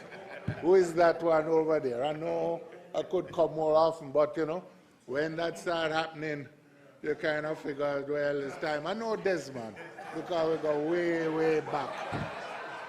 But truthfully, and this is really where I want to stand, many friendships have been developed over the years. And I am convinced that despite the differences of political philosophy, despite the differences in temperament maybe, we are by and large in this House on both sides seeking the same objectives, the improvement of the lot of the Jamaican people.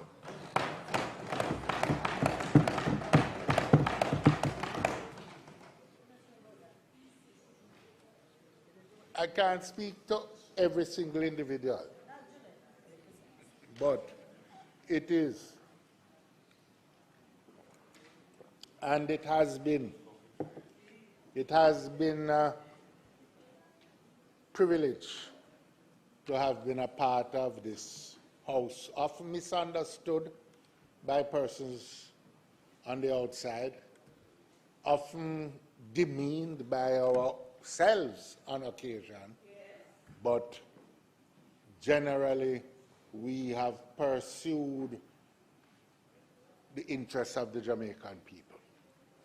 Despite the limitations of time which you so urgently warned me of, Mr. Speaker, I'd like to share some thoughts, some of the lessons that I believe I have learned regarding the processes of governance as I have observed our operations over the years. I hesitated, as I said earlier, and still hesitate, because we are close to elections, and in the fervid atmosphere of elections and election fever, some might take offense, and I have many friends in this House on both sides of the aisle whose friendship I'd like to sustain. But fundamentally, this is my starting point. Namely, that it is worth sustaining our sense of collective purpose in this House. This Parliament, which emerged after universal adult suffrage was achieved in 1944, was the result, is the result, of a common striving for rights by the Jamaican people, which gave rise to two main political parties which survive to this day. One rooted primarily in terms of its origins in the labor movement, and the other in the demand for a national movement for independence. in Jamaica's case, it is worth noting that when the terms of the Jamaican Constitution were settled by a committee of this House that was chaired by the then Premier, Norman Manley, he invited the then leader of the opposition, Sir Alexander Bustamante, to travel with him to London, where the final agreements regarding the structure and content of the independent constitution were settled jointly. We need to think about that. It was a joint endeavor in the end to achieve statehood, to achieve nationhood. And it was a shared endeavor. There was no requirement. He could have set it off by himself at the time. Maybe there are those who say he should have. I don't share that view. Because there's a point for us to, there's an example for us to observe, recognize. And that is the main point that I want to emphasize. That the overarching lesson of our years as an independent nation lies in the fact that all our great accomplishments as a nation have been the result of our collective endeavors.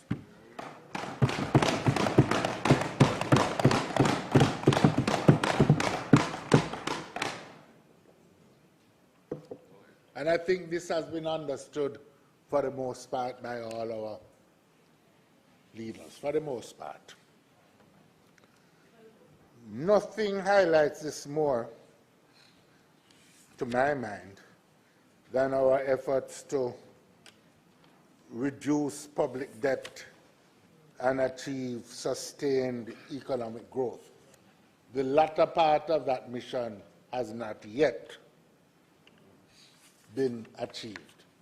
We have not secured high levels of economic growth necessary to deliver on the aspirations of the Jamaican people for a better life. As I listened to the member from West Portland describe the savings purportedly,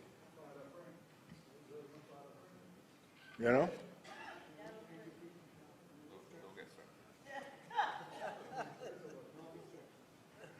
You know, I won't fault it because, you know, we all have so many histories, some like a private histories,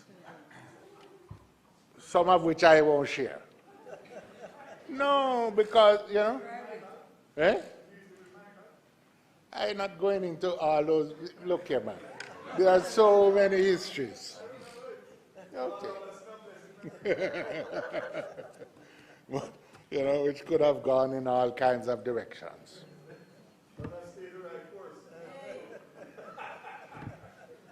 You stay the course, you made me understand some basic things.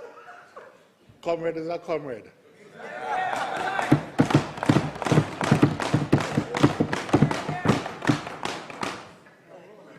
And no, I can't, no, man. That's about 5 minutes. We have to get back in. Or is it 10? What are the basic facts of our, and I say that with respect to the reduction of the public debt. It's one of our great accomplishments as a country, and to be shared. But what are the facts? For decades, especially since the global economic upheavals resulting from the oil price shocks of 1973, Jamaica has been faced with a problem of large current account deficits in our balance of payments. And collectively, we sought to borrow our way to manage, to compensate for these current account deficits. This led to a buildup of unsustainable public debt, low growth, high levels of poverty. As a consequence of these fiscal and monetary imbalances, Jamaica entered into successive IMF programs between 1977 and 1995. 20 years almost. Yes, including the 80s, from that whole period, one of the longest continuous periods of IMF supervision, so to speak. Public debt ballooned to in excess of 200% of GDP in the 1980s and brought down in the 90s into about 80% of GDP by the mid-90s, but we were still vulnerable and susceptible to external shocks and to climate-related shocks. The financial crisis of the 1990s,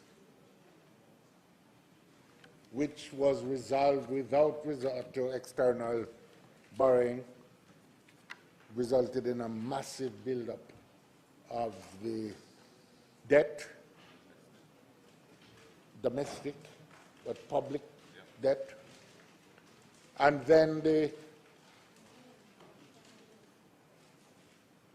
Great Recession of 2008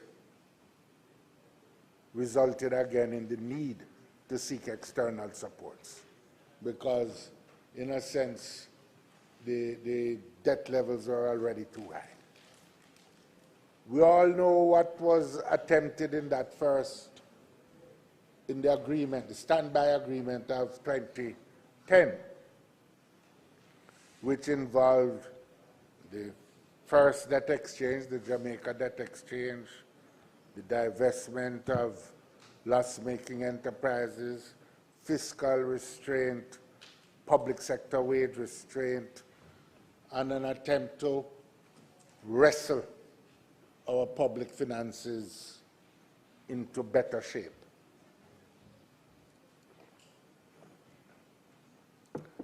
That program went off course in 2011. Having been agreed to in 2010, it was off course by 2011. The issue here is not to assign blame, but to highlight the factors that led to the success of the IMF program that was entered into in 2013. The fact is that while much has been focused on the contribution of then Prime Minister, Most Honorable Portia Simpson Miller, and myself, in my view, much of the commentary misses the essential element that resulted in the success of that program. What we miss is the significance of the united national effort that was involved. Don't minimize, we should never minimize the extent of the sacrifice of the public sector workers who had already endured 3 years of wage freeze and who signed on to 3 more years because they wanted to see their country get out of the vice of fiscal uncertainty. Don't underestimate either the commitment of the bondholders, the pensioners who had invested in Jamaican debt, banks and other investors, domestic and overseas, who agreed to take another haircut. Simply put, because they recognized they couldn't be paid, but decided to stick with the program.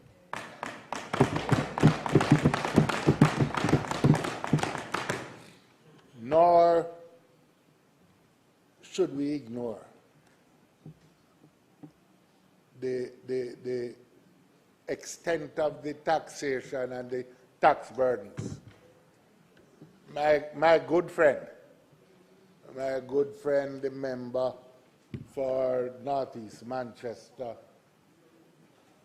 tossed all kind of epithets every time I was having pangs of fear every time I had to come to the House and announce a further tax package to the country. He called me Papa Tax at the time. But it was the requirement of the program. In fact, it was a prior condition that we had to close a fiscal gap that was left hanging by the previous administration of 2% of GDP before they would consider a program. And what is, well, the Prime Minister went to Mandeville to promise bitter medicine in the campaign. Gave us a lecture about castor oil and eucalyptus oil. I understood his pain at the time. Sobering, yes. What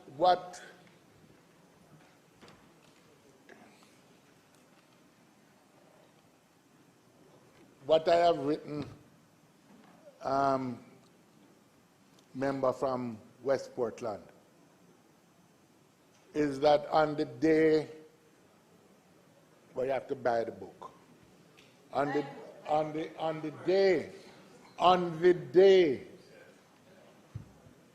that I closed the debate in the 2013 budget debate, I had to call the fund the day before. I said I had 2 speeches prepared. I had opened the debate with a promise of external funding from the fund. But the board had not yet met. It had been a long drawn out. And I said, I can give one. I can close the debate in the normal way. I closed the debate on the Wednesday. I called the managing director on the Monday. I said, I have 2 speeches. I can close the debate in the normal way. But if the board does not sign off, I will be left with no option but to come to Parliament and resign because I can't finance a budget. The board agreed on the Tuesday to the program, which enabled me to close the debate in the normal way on the Wednesday. It was that close. But the truth is, it was the collective sacrifice made by the Jamaican people up to that point that had convinced them in Washington that the whole country was behind the program.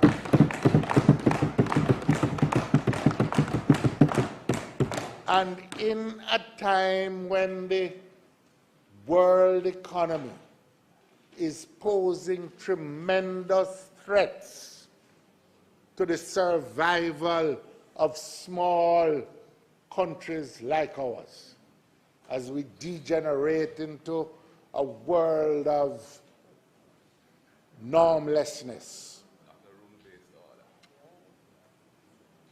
and an elimination of the rules-based order. It is only this spirit of collective national resolve that is going to see us through these troubled times that are upon us.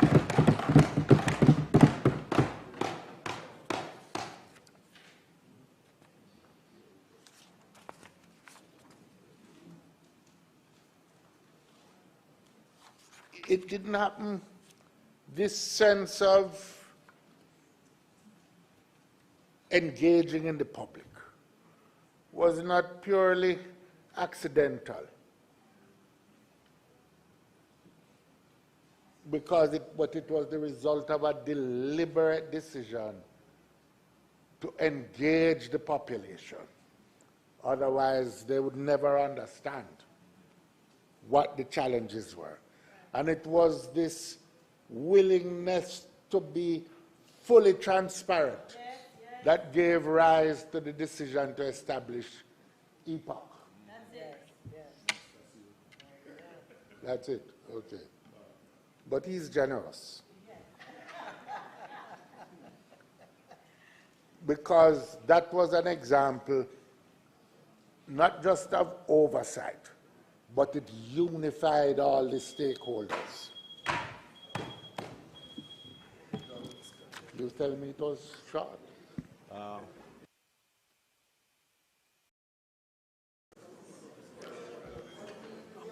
Mr. Speaker, the member's time for speaking having been expired, I beg to move in the traditional sense for an additional 50 minutes to enable him to complete his presentation. The desired request is on the floor for the speaker, current speaker, an additional 15 minutes. Those in favor? Those against? Mr. Presenter, you have 15 minutes. Member from St. Andrew E. Central. Your mic, please. Your mic. You may continue. Thank you very much, Mr. Speaker. Much obliged to you and the members of the House. But it wasn't only EPOC. There was the Matalan Committee. The tax reform effort was spearheaded by the stakeholders, and we must give them tribute. And the various sectorial groups, including the Tax Committee of Parliament, which I believe has only met on that occasion to consider. It's provided for in the standing orders twice, but ministers of finance have not wanted to use it. yeah. But we probably should.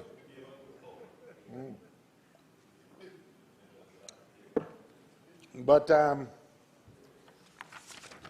it was this broad-based national effort. While we have achieved some measure of fiscal discipline and balance, we have not managed to secure the growth in incomes and productivity that we need, as I've said. Economic growth is the logical and obvious preoccupation of the entire country, which has nevertheless eluded us thus far. Despite the Economic Growth Council and the 5 in 4, maybe, Mr. Speaker, this would be an area for broad-based institutional collaboration among the nation's stakeholders, building on the earlier experiences of the National Planning Council. Just like how the Matalan-led Committee on Tax Reform helped usher in a period of investment activity and profitability, maybe an analogous, not a one-sided political grouping, but an analogous national grouping could help provide us with a blueprint for growth that the entire country could log on to and buy into. The success of successive INF programs lies in the fact that the country achieved the discipline to set targets and make those targets happen. We shouldn't need the IMF to cause us to study for an exam, because we do that from a long time. But we need to have the discipline to set targets for what we need to do and hold ourselves as a country accountable for those targets. The elements of the growth agenda are clear. Education has to be the foundation of what we need to do. And, you know, it's another example, fleeting, short-lived.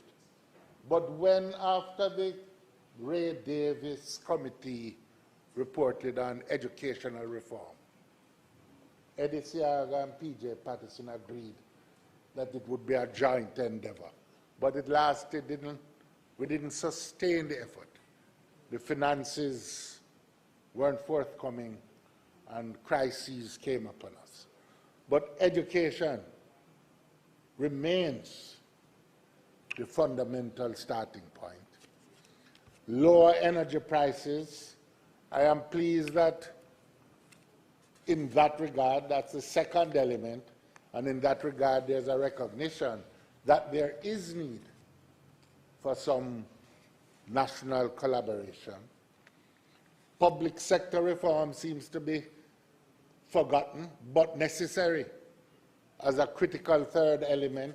It still takes too long to achieve critical decisions within the public sector. Too long. We have to modernize agriculture. We need to incentivize capital investment for companies which suggests another round of tax reforms. We need to incentivize the investment in fixed capital, but also in human capital, in training. There needs to be some sort of tax relief for companies that engage in on-the-job training of their members. And we need to recognize now that we have to develop industrial policy. We have to pick winners and develop industrial policies for those sectors that are going to make the economy grow. We can do it. And we can do it if we set ourselves the quarterly tests, not the fund. If we set ourselves the quarterly tests in each of these areas so that Jamaica can become the gem of the Caribbean, achieving 5% and 6% growth that is needed if we're going to narrow the gap between ourselves and our other regional partners. There are some other areas and examples of our collective effort.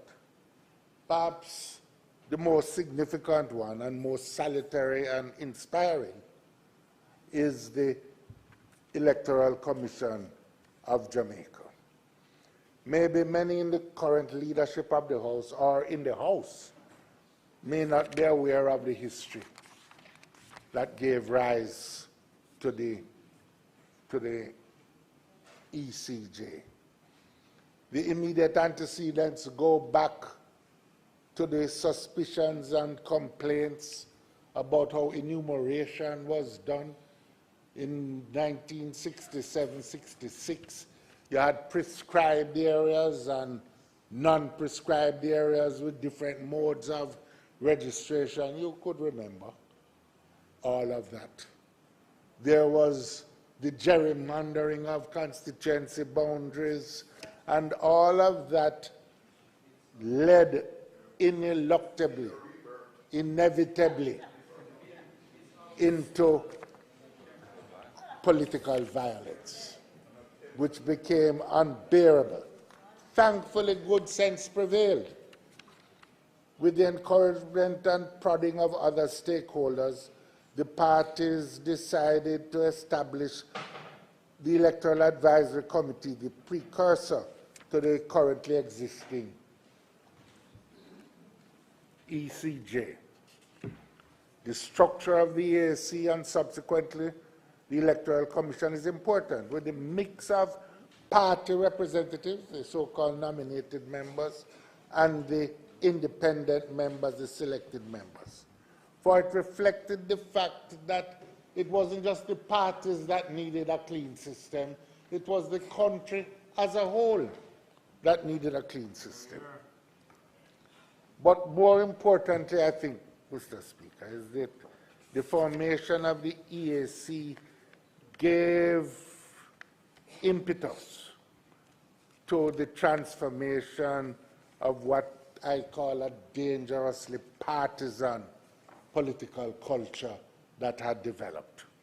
The countless hours spent by political representatives together trying to make the system work, to identify people of independence acceptable to both sides, having been, once we had been consulted by the governor, various governors general.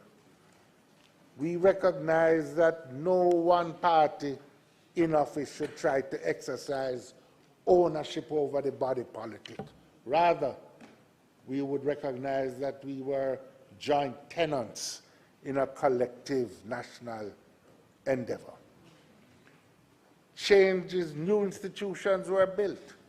A peace agreement in 1989 was signed by then Prime Minister Siaga, just before the elections, and leader of the opposition, soon to be Prime Minister, Michael Manley.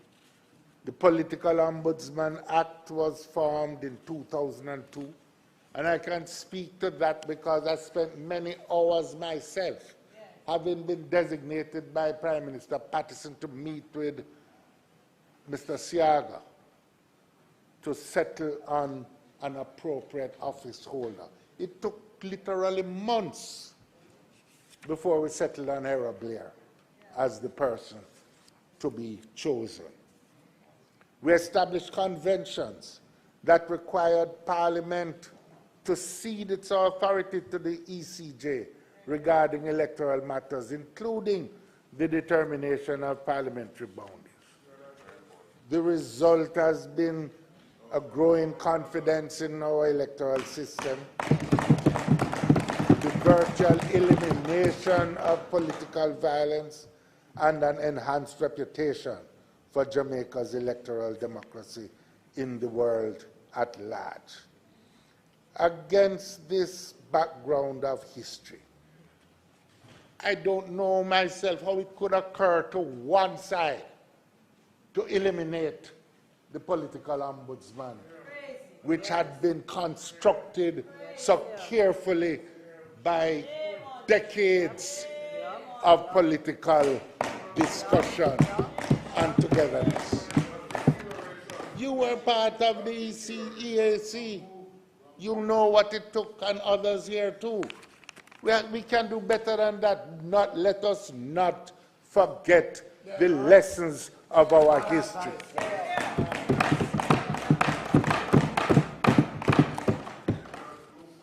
Even more, it flies in the face of our traditions of governance for one side to abrogate to itself the authority to create a new parish, all by itself, without any consideration. Remember,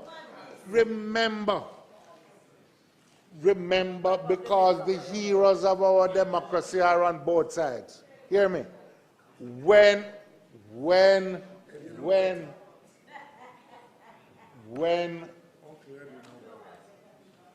in 1983, the PNP boycotted the elections. Like it, don't like it, right or wrong. 83. You were born. You would have been. No, but no, forget it. What was significant was that Eddie Siaga amended the law to enable the PNP to participate in the EAC by saying the person who was previously leader of the opposition would have the rights and we continue to function. There were lots of inter-party discussions that took place. Eddie Siaga, who had all the seats in the House, consulted about the appointment of the independent senators. At the time, it was a recognition that despite that there was this jolt in it, it was important to preserve the collectivity of our independence.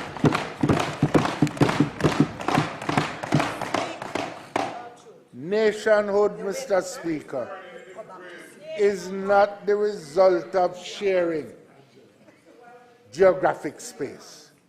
Indeed, history is replete with examples of people sharing the same territory but not able to achieve nationhood and engaging in destructive conflict with each other. We see what happened in Yugoslavia, former Yugoslavia, Serbia, Bosnia, where ethnicity and religion paralyzed the possibilities of nationhood. In Northern Ireland, building the Jamaican nation requires the application of good governance, principles of accountability, transparency, integrity. It must also be premised on principles of participation, giving citizens an opportunity to be part of the decision-making process, inclusiveness and equity, and a sense of social justice. The essence of nation building is the creation of shared loyalties and trust in authority and political structure. Most of all, we have to trust each other. And let me just say this. I see a hole in your hammer. Hold on. I crave your indulgence, Mr. Speaker. I need just 2 minutes of your time. Speaker, member, your time, your additional time is up, but we will allow you an extra 5 minutes to complete. You may continue.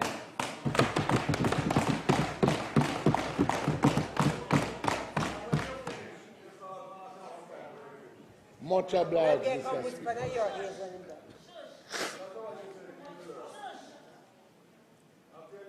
Let me just make this point, Mr. Speaker. In seeking to build this collective ethos, the integrity of the political leadership of the country must not be in doubt.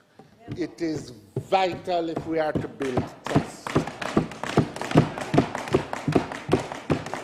That is why, Mr. Speaker, I am not proclaiming that the Integrity Commission is right in all they do or supporting this or that, but I am saying that if we are to mobilize people to achieve great things, they must believe that us collectively are people of honor, goodwill, and trustworthiness.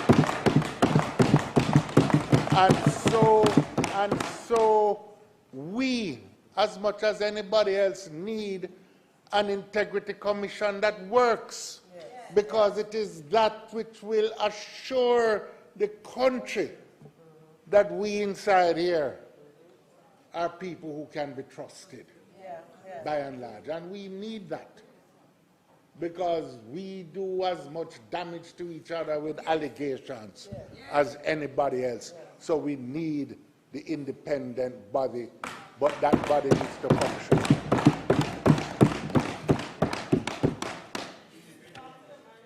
It needs to be independent, and I'm not claiming that they function well. they are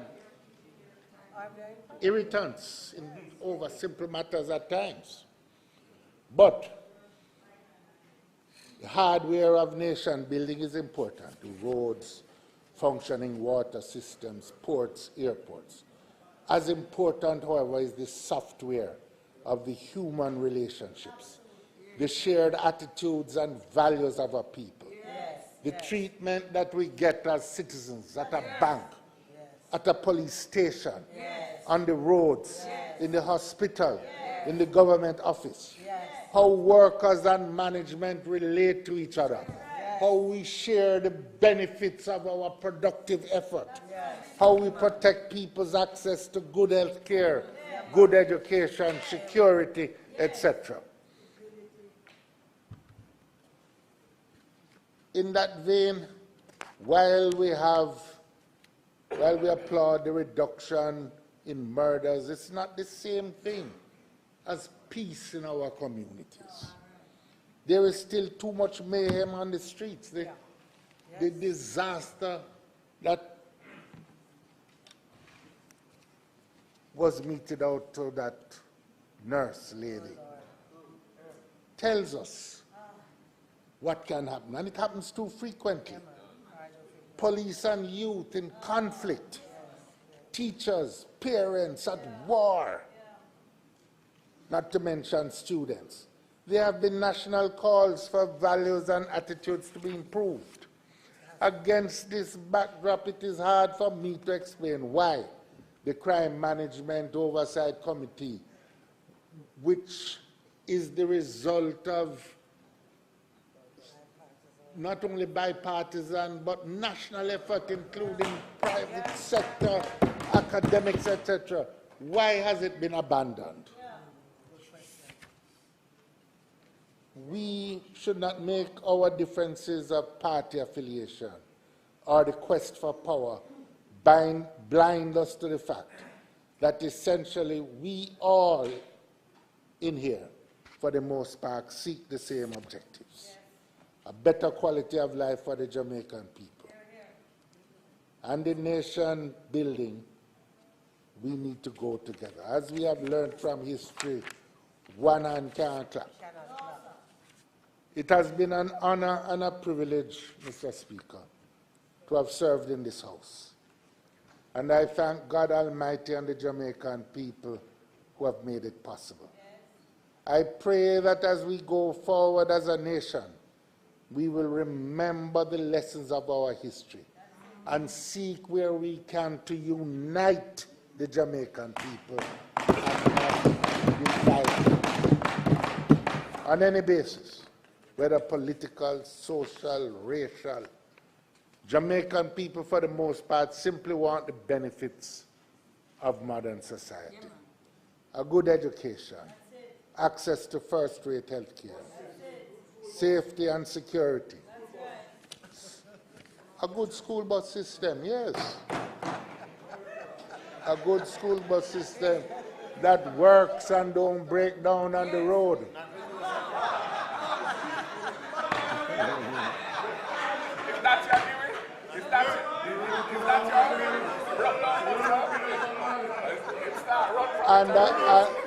And a social and physical environment that affirms our humanity. Yes, we have underinvested in justice. No, we have over a long period of time. We may have different views about programs and policies, but ultimately the objectives ought to be the same. And we must learn to collaborate if we are to thrive as a nation. I want to thank God Almighty and all my friends in the Parliament, past and present, for the opportunity to have served. May God bless you all in your endeavors as you go forward, and may God bless Jamaica, land we love.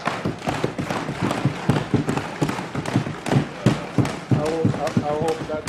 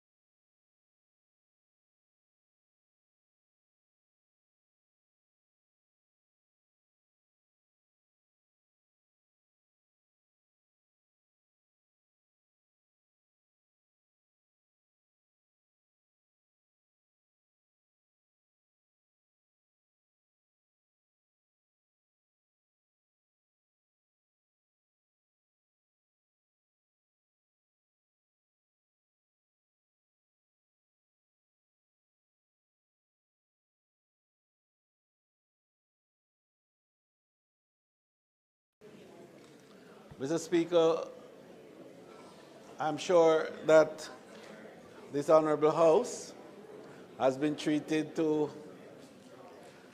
not just a dissertation on the historic growth and development of this great institution that we know, enjoy, and venerate. And some even of the elements of that institution, which is now the EOJ, which is a model to the world. It certainly had its early years with the benefit of ideas from members of this Honorable House of the past, and indeed even of some in the present, such as the member from East Central St. Andrew. I want to thank him for the perspective that he gave, and we want to wish him well as he goes into the next phase of his contribution to this great country and to cosmic Earth.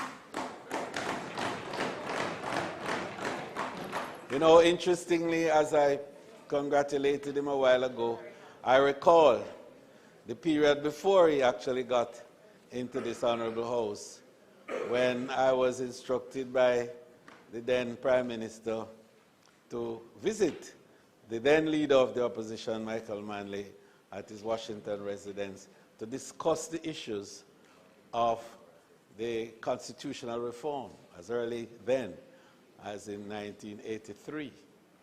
And I met Peter Phillips then, and the then leader, Most Honorable Michael Manley, said to me, "That's a good man, work with him."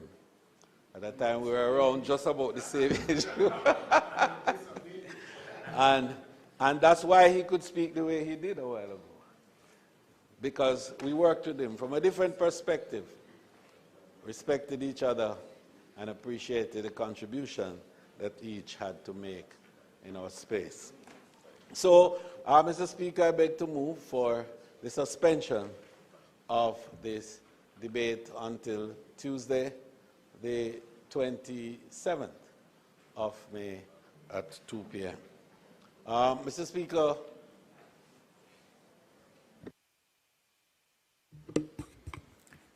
the required request of the suspension of the sectorial debate until the 27th of May 2025 is on the floor. Those in favor? Those against? The ayes have it. House Leader. Mr. Speaker, I beg for the recommittal of all the items on the agenda except for public business as it related to the debates, but certainly in the flow of the activities, public business will then allow for the activities under that rubric. Mr. Speaker, I would also, to preempt your process, indicate that we will have some statements by ministers, 3 in all, and I will ask your permission for that to pursue as the moment arrives. May it please you, Mr. Speaker. The desired request for us to have a recommittal to the agenda as it is, with the exception of public business. Those, it is now on the floor. Those in favor? Those against? Ayes have it.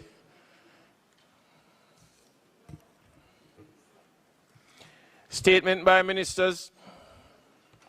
Mr. Speaker, is it intended to have 3 statements today? One by the Minister of Gender, Culture, Sports and Entertainment, another by the Minister with responsibility for works, and a third by the Minister of Labor and Social Security.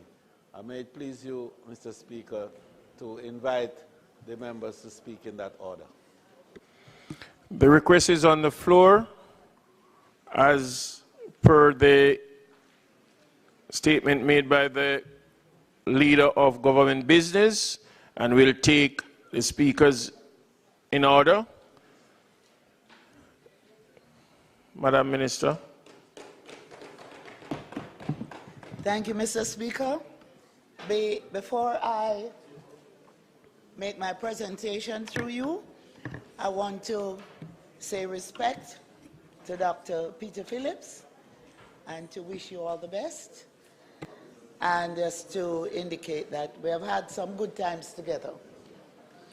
I just want to, a little anecdote. In Spanish Town, there were, as usual, problems, and I was in the grill at a JCAP retreat, a retreat of composers, authors, and publishers. And Dr. Peter Phillips at the time, who was the Minister of National Security, insisted that I get to Spanish Town to treat with some of the issues that were there. And they sent the helicopter for me.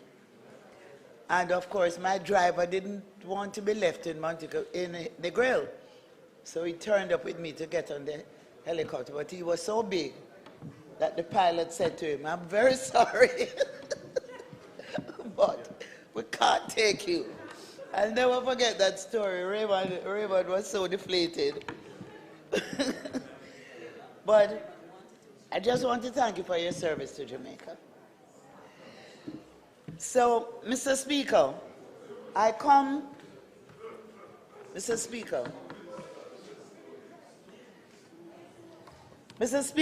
to this House today, as I've done on so many other occasions, to speak out against violence against women and to recruit more members of our society in the important mission to end violence against women and girls.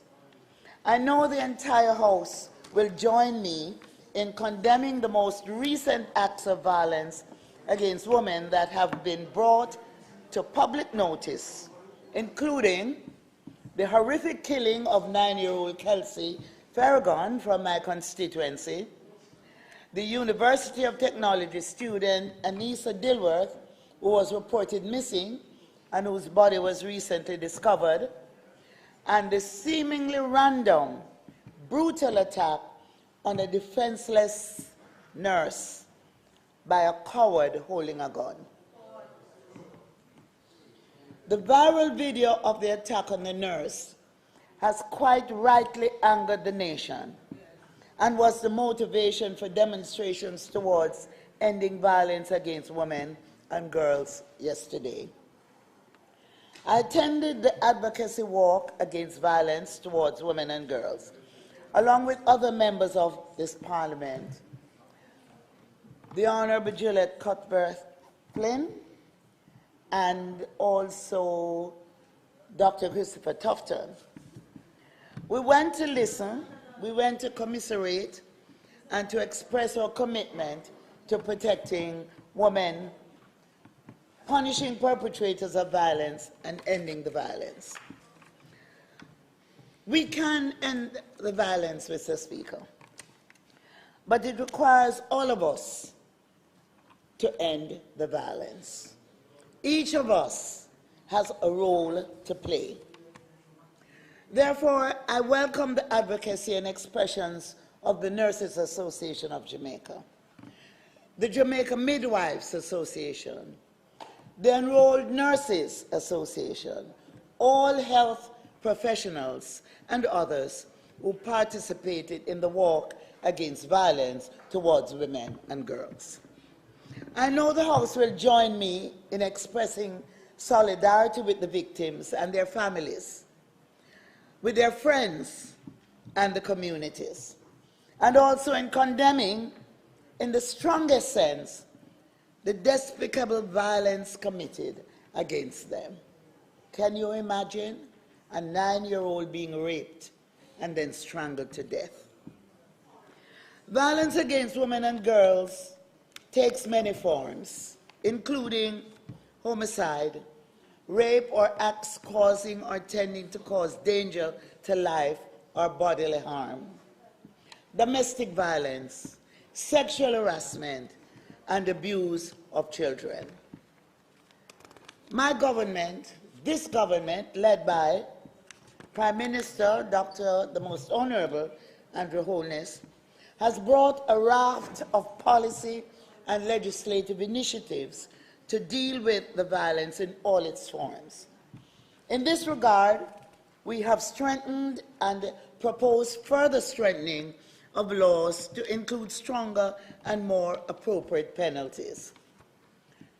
Mr. Speaker, just recently, this House debated the Offences Against the Person Amendment Bill, the Criminal Justice Administration Amendment Bill, and the Child Care Protection Amendment Bill, which seek to appropriately treat with and increase the penalties for the offense of murder under Jamaican law.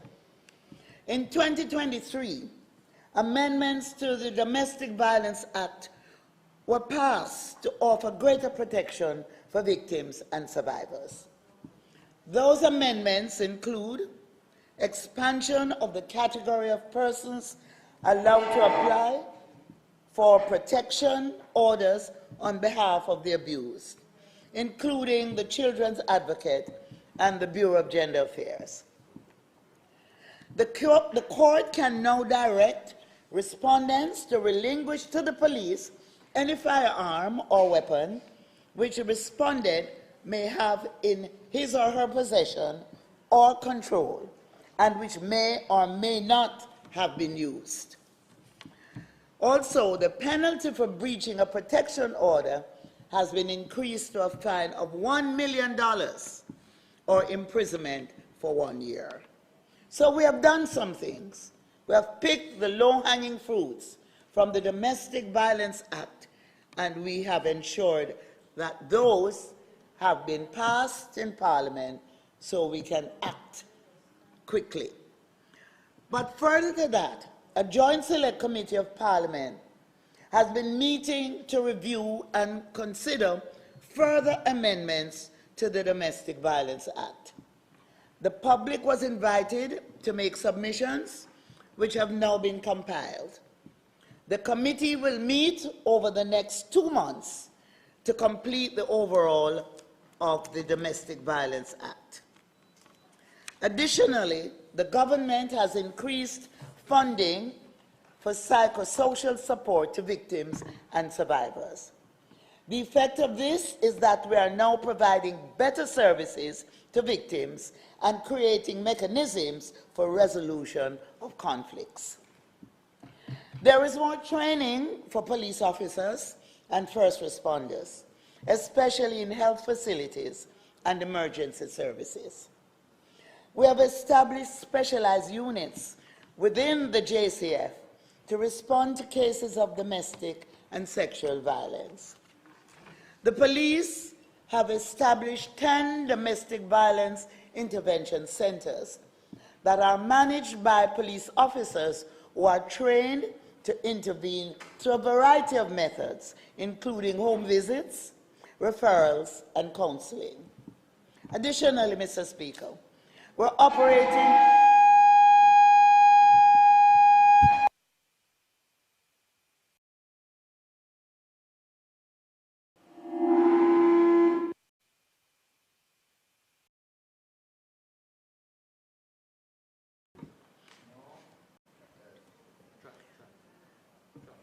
Mr. Speaker, somebody's mic is on.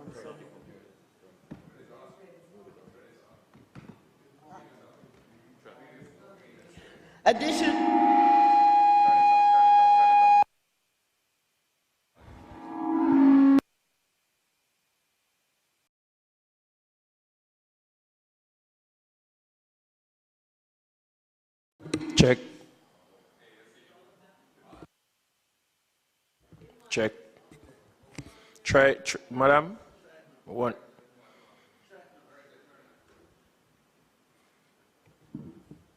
Okay.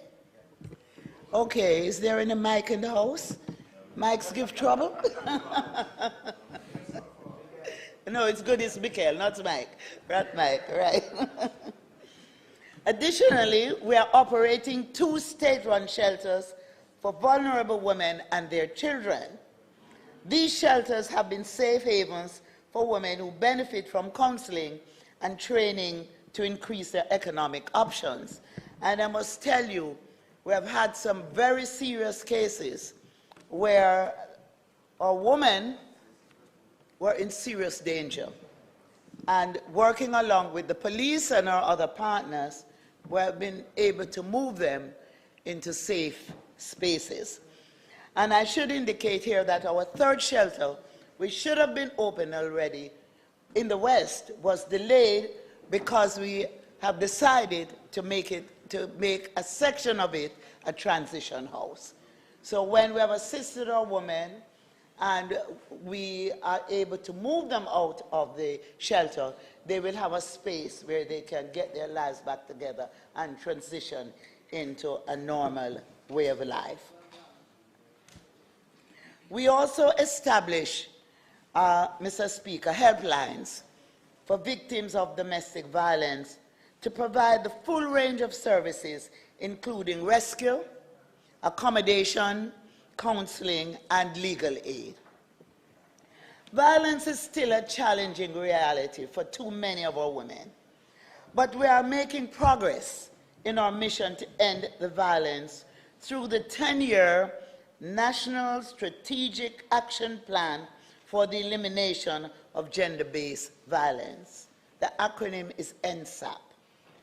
The plan of action has 5 priority areas: prevention, protection, investigation, prosecution, and enforcement of court orders. Enforcement of victim rights to compensation, reparation, and redress, as well as protocols for coordination of the National Strategic Action Plan and data management systems. The Ministry of Culture, Gender, Entertainment, and Sport is engaging with the Ministry of Health and Wellness to facilitate training for staff on recognizing and responding to gender-based violence. We also introduced the Sexual Harassment Protection and Prevention Act to provide relief to people who have been quietly enduring the harmful effect of sexual harassment. The law will protect victims, deal with perpetrators, and act as a deterrent. The Sexual Harassment Tribunal is now appointed and has been meeting. The public education campaign, No Excuse for Abuse, will be intensified to make the public more aware of the government support initiatives and programs. Mr. Speaker, as the public becomes more aware of intervention programs, we anticipate that women who are now quietly suffering and enduring violence in their homes and their relationships will come forward, and the number of cases will increase, because no longer will they be silent, or no longer will their neighbor be silent.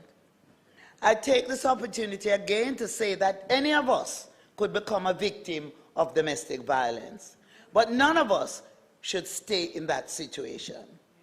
So help is now available. I also take this opportunity to encourage all of us to do something to end the violence in our country. The violence isn't inevitable, and it can be stopped. We have seen the dramatic and welcome decrease in all crime, including murders, in our country. This gives me hope, Mr. Speaker, as we continue our mission to end violence against our women and our girls in Jamaica. Let the advocacy walk against violence towards women and girls not only be symbolic, but a call to sustained action. Let us all, men and women, rise with one voice. Enough is enough. It's not about political parties. It's not about religions and denominations. It's not about a divided country. It's about a united country. We will all work together to end the violence. So let us be united in the fight against violence against women and girls. The campaign must transcend politics, and I emphasize this because it's painful when there are situations when we all should be working together to treat with it, and politics is introduced in the midst. And I'm appealing, although we are in an election period, I'm appealing that we not be tempted to do that. It can be very distasteful. So let us unite to rid the nation of this scourge. We must all join hands in unity and be the change to end violence against women and girls in Jamaica. I appeal to my colleagues in Parliament, because every legislation that we pass here had the input of both sides. And so when we go out there and we give the impression that this Parliament is not doing anything, it's unfair to all of us. Not just on the side of the government, but on the side of the opposition. We in here have jointly done a lot of work. I don't want to hear any of us out there criticizing ourselves for not doing the work, because we have done the job. I want to thank you for listening to me, and I continue to expect cooperation as a Parliament that cares about the people. Thank you very much.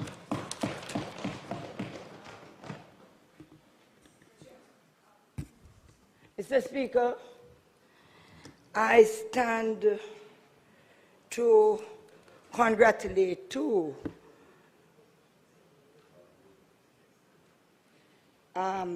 he's not here, Dr. Peter Phillips, on that sobering and a very good reminder of what is expected from us as leaders from the Jamaican people. I want to add my voice to in congratulating him with a very sober presentation. So, Speaker, I decided that I wasn't going to speak today because I sometimes get a little emotional. I wrote a first article about the 9-year-old that was raped and killed. Shortly after that, I thought that the student, Anicia, would have returned home safely. Believe me. When I heard that news, I said to myself, I'm wondering what more can we do? Then now I saw the nurse. That was not just only battered, humiliated, and will have to live with that scar, not just the physical scar, but that mental scar for the rest of her life. Well, Mr. Speaker, it is not, and I'm going to say it very deeply now, it is about all of us as men who have tried, whether it's physical, emotional, to abuse women, either by words or by deeds. And we have to go beyond, because that is how it starts. It starts sometimes with verbal words till it becomes physical and it becomes mental. Mr. Speaker, we have done a lot of things in here, but there's much, much, much, much more that must be done to protect our women and girls, and more so too, in silence, some of the young men who are being abused and feel afraid because they feel that they are going to lose their masculinity. Mr. Speaker, values and attitude must come back in this country. We have lost respect for women and girls. There were times when we used to say man a man, and you can't beat up on one man. but they would have remembered that this is my grandmother, my aunt, my mother, or my sister. When you're at school, if you touch a boy's sister, you can't go home because I'm going to lay with you. What happened to that kind of gentle, as you said, society? What has caused us to become so barbaric that we can now don't even remember the gender anymore? And we are not just killing, we are raping as if there is a revenge carrying for women and girls especially. Something is psychologically wrong. Something is wrong. It is much deeper. And I would love to know that we don't have to have homes of safety for women. I would love to, but it is not so. I believe, as an educator, that the time has come for us to get to the root of why our men believe that they can turn on women and little girls in this kind of barbaric way, as if they are not human beings anymore. They tell you anything that comes to their mouths. The transportation system, anything come to their mouth. The way in which they treat women. If a man is in a seat and you have a pregnant woman come in, them sit down like they see no one. And all of those things have helped to contribute to what we are speaking to in this parliament today. We have now to change the course and find out how we can go back to the bargaining table, because we have a culture thing in this country too, and we need to look at the culture, because it is good to look at AI to see all of how people treat these gender violence in different parts of the world. But we have to remember, in this country, touching was nothing. Slap a woman on her butt, nothing. Touch a woman on her breast was nothing. We have now put certain things in law. What kind of education are we doing? I was told that the Supreme Court or whatever court down there is full of young men who have committed sexual abuse. Some of them don't even know them name properly. It means that we are not doing it correctly. We have to get back to the drawing table. I am crying out in my heart, and I believe as a society and as females, if we believe we are on the right path, then tell me. But if we are not on the right path, on both sides of the aisle, it starts with us. Let us sit down to look not just at the legislation, but at the culture, and to see how best we can get into the schools, we can get into the churches, we can get into the communities, we can get on the roadside to sit down with some of these youths, in order that we can start educating them, empowering them, so that they will recognize that these acts of violence that they are committing is not just to put them away, but it is a social decay. I want to say to all the victims' parents and all the relatives that we stand in solidarity, but we will go further. We are going to ensure that the People's National Party make sure that we protect our women and girls.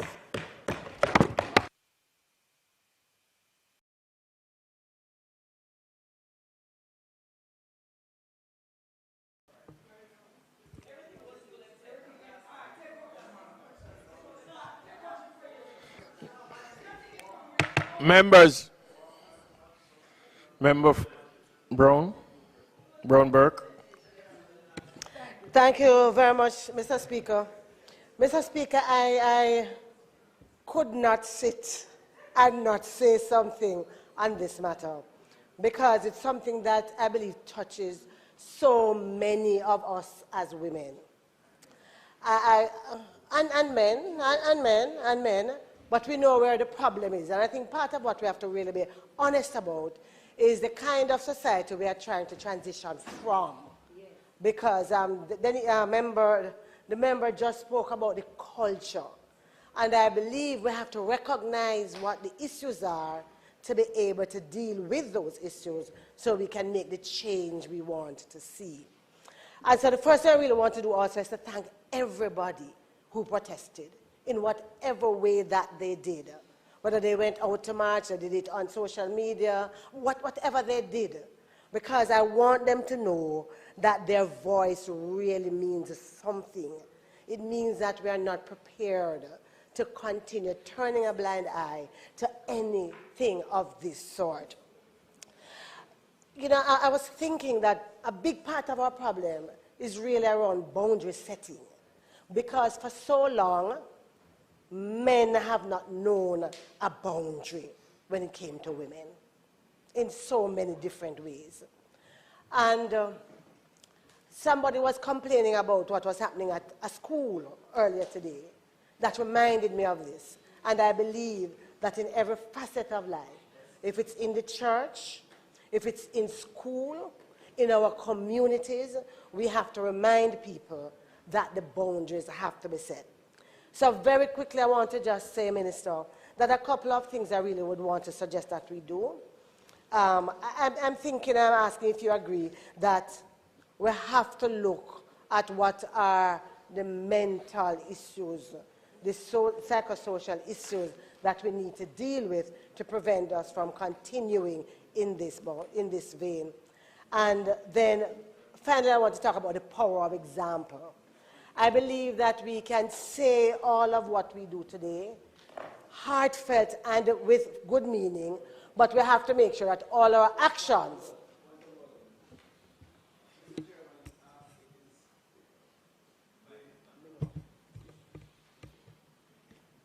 The standing orders does require and make the point with regards to statement by ministers, and we by convention allow for a response from the opposition, particularly the spokesperson on the subject. I recognize that this is a very emotive matter, but it's beyond emotive. It's a very critical matter that I believe requires some further references, comments, elucidation, and indeed strong responses from this Honorable House so that the nation appreciates the depth of the concern and the determination and commitment that this House has towards dealing with violence against women and girls. And so for that reason, I'm moving, Mr. Speaker, that we allow some latitude for members to allow for members to express themselves and to not be in breach of the standing orders. So I therefore move for a suspension of the standing orders to allow for members to speak and participate more in this statement by Minister element. So we treat this as a special moment, Mr. Speaker. May it please you. The request is on the floor for the suspension of the standing order in this matter for members to participate on a wider scale. Those in favor? Aye. Those against? Ayes have it. Madam, you may continue. Thank you very much for that, Mr. Speaker. Huh? No, I will not. In fact, I was about to end, and I will make sure I do it. And I want to thank you for the graciousness of suspending the standing orders. I was speaking about the power of example. And I'm reminded by what the member from East Central St. Andrews said about the responsibility we have and the weight that rests on our shoulders as members of Parliament in terms of the example we set and the things we deal with and how we deal with them. And I'll be honest to say that when I saw the video, and in particular, where he went back and stomped on her head, there was one other video that it reminded me of a gentleman with a stool hitting a lady again and again and again. And today, I stand to say that we all, anytime we resile from the courage that is demanded of us as members of Parliament to stand up in the face of any such wrong, that we should be ashamed of it. And I want to just say to every single one of us, let it not happen again. Let us use that and this as two similar incidents that require every single reproach from us, and that the individuals, perpetrators, be brought to justice. Because we are talking about an inclusive society where, regardless of who it is, because if we allow some to go free and pretend nothing happened, then we become hypocrites as we speak about this one. And I mean, I end.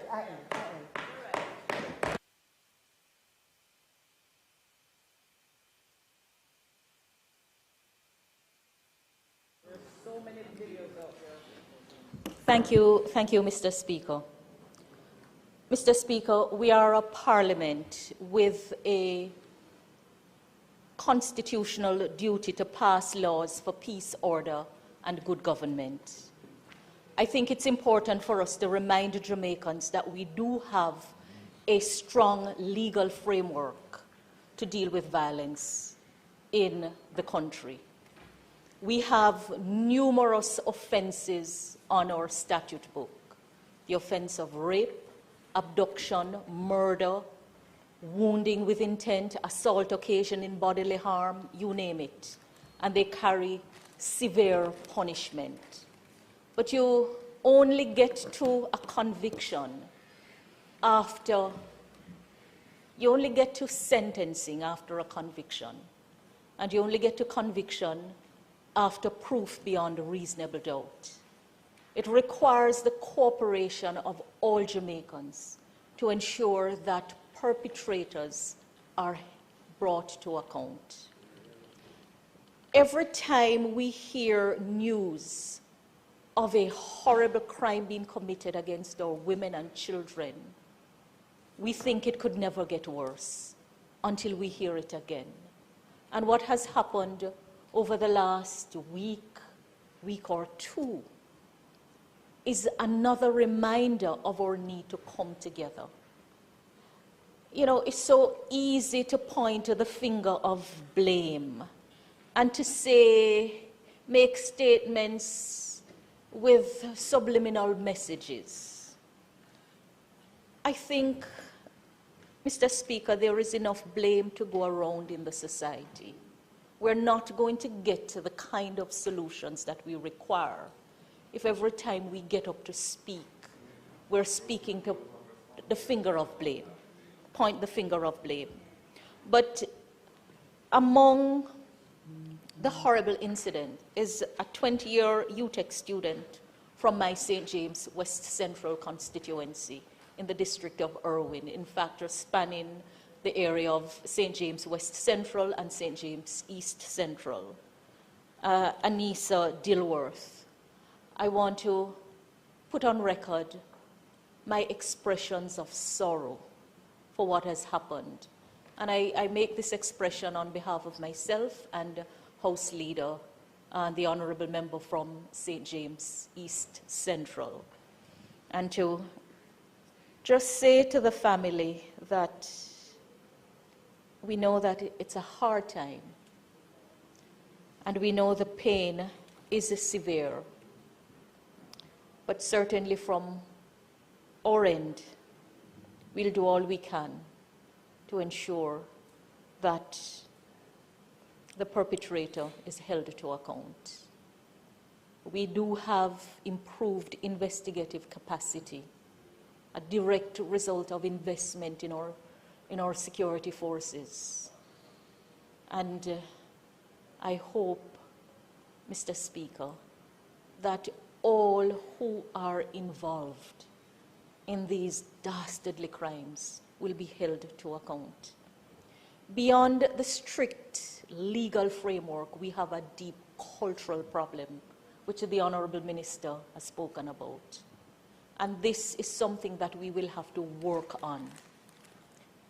We don't develop culture overnight, and we can't change it overnight.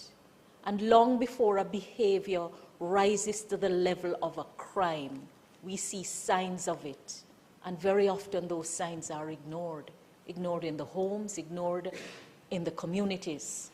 And then the hue and cry come after the crimes are committed. Mr. Speaker, as a nation, we cannot continue to bear the pain of the violence and crime. We just can't. And so I join in calling on all right-thinking members of the society to come together. The Minister has said it very well. I don't think I can do anything but echo and reiterate the call that we have to come together. We have to come together. But I remind everyone that we do have laws on our books that are sufficient to hold perpetrators to account in a real way. But we need the cooperation of everyone. For those who are mourning the deaths, I pray that the Lord will comfort them. And for those who are mourning the hurt of the existing victims, I pray for comfort. We have to come together as a nation. We can't continue down this path. We make good progress, and then you hear an incident almost blowing it out. So, Mr. Speaker, I join in this call for a coming together, and a coming together beyond the moment. And those who see and know, please give your statements. Give your statements, because it requires the cooperation of all to hold the perpetrators to account in the criminal justice system.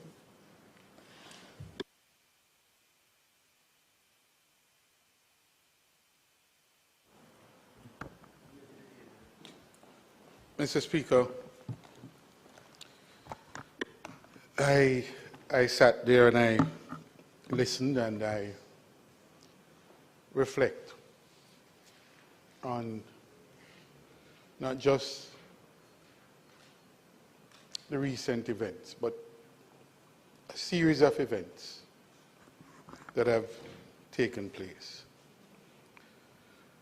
So this morning, when I was asked by the principal of a school in my constituency, the Kalalub Muse Basic School, to attend a prayer session for the children. It's a basic school. The Prime Minister knows it. We have had occasion to go there. The same principal Prime Minister that prayed at the house opening. She's very passionate about children and about our community and the school. But when she invited myself on the council and others, pastors in the area, to come to this morning's event, I readily accepted.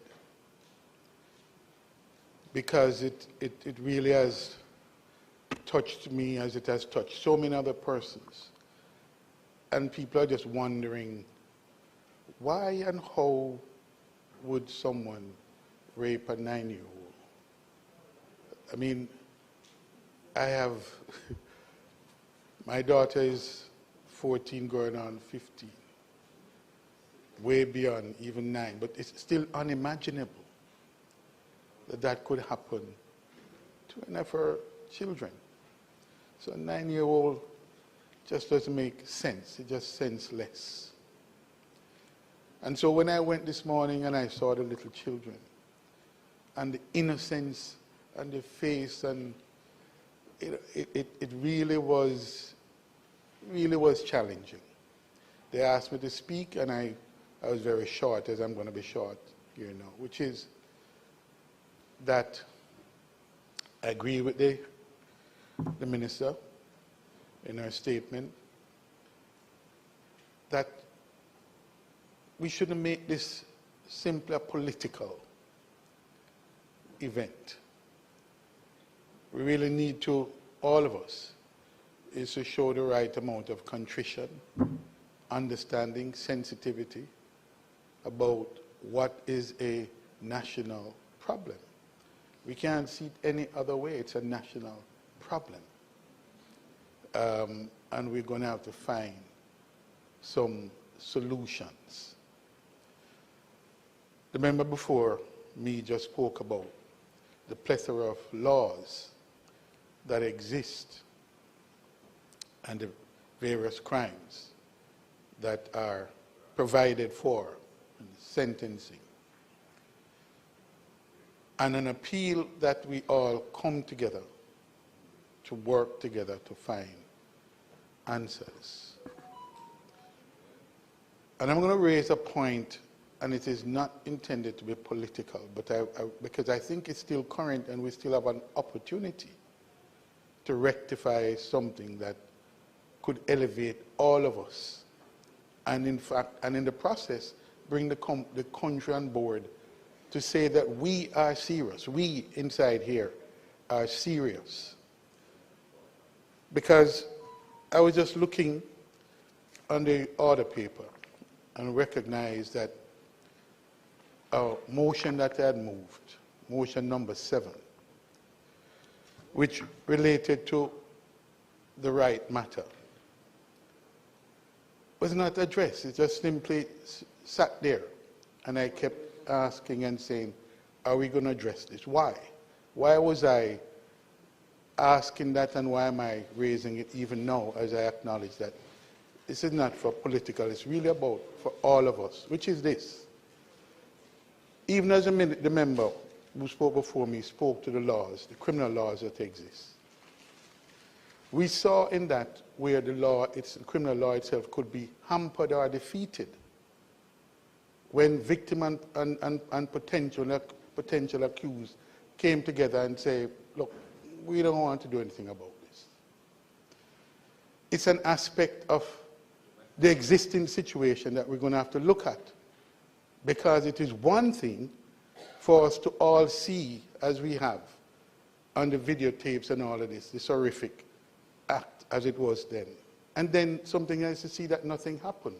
And in that situation, nothing happened in part because the alleged victim, and no, victim, because there was a victim, and the alleged perpetrator, they got married eventually. But the cooperation that the law needed to take its course was compromised, I suggest. But there's another aspect of it. What happened?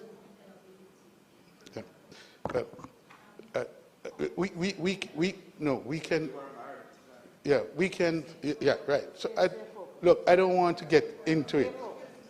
So my question is this, but you'll hear why I bring it up. I know you're nervous about something. I hope you hear where I ended and the question I'm asking. I know it makes some people uncomfortable, but I put it on the order paper. You know how long it has been on this order paper? How long? From the incident occurred. 2021.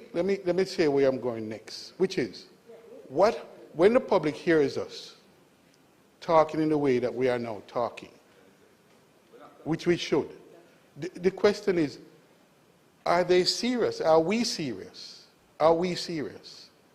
They're going to ask that question because we had an opportunity. The motion simply asked that we put this to the Ethics Committee. That's what the motion asked.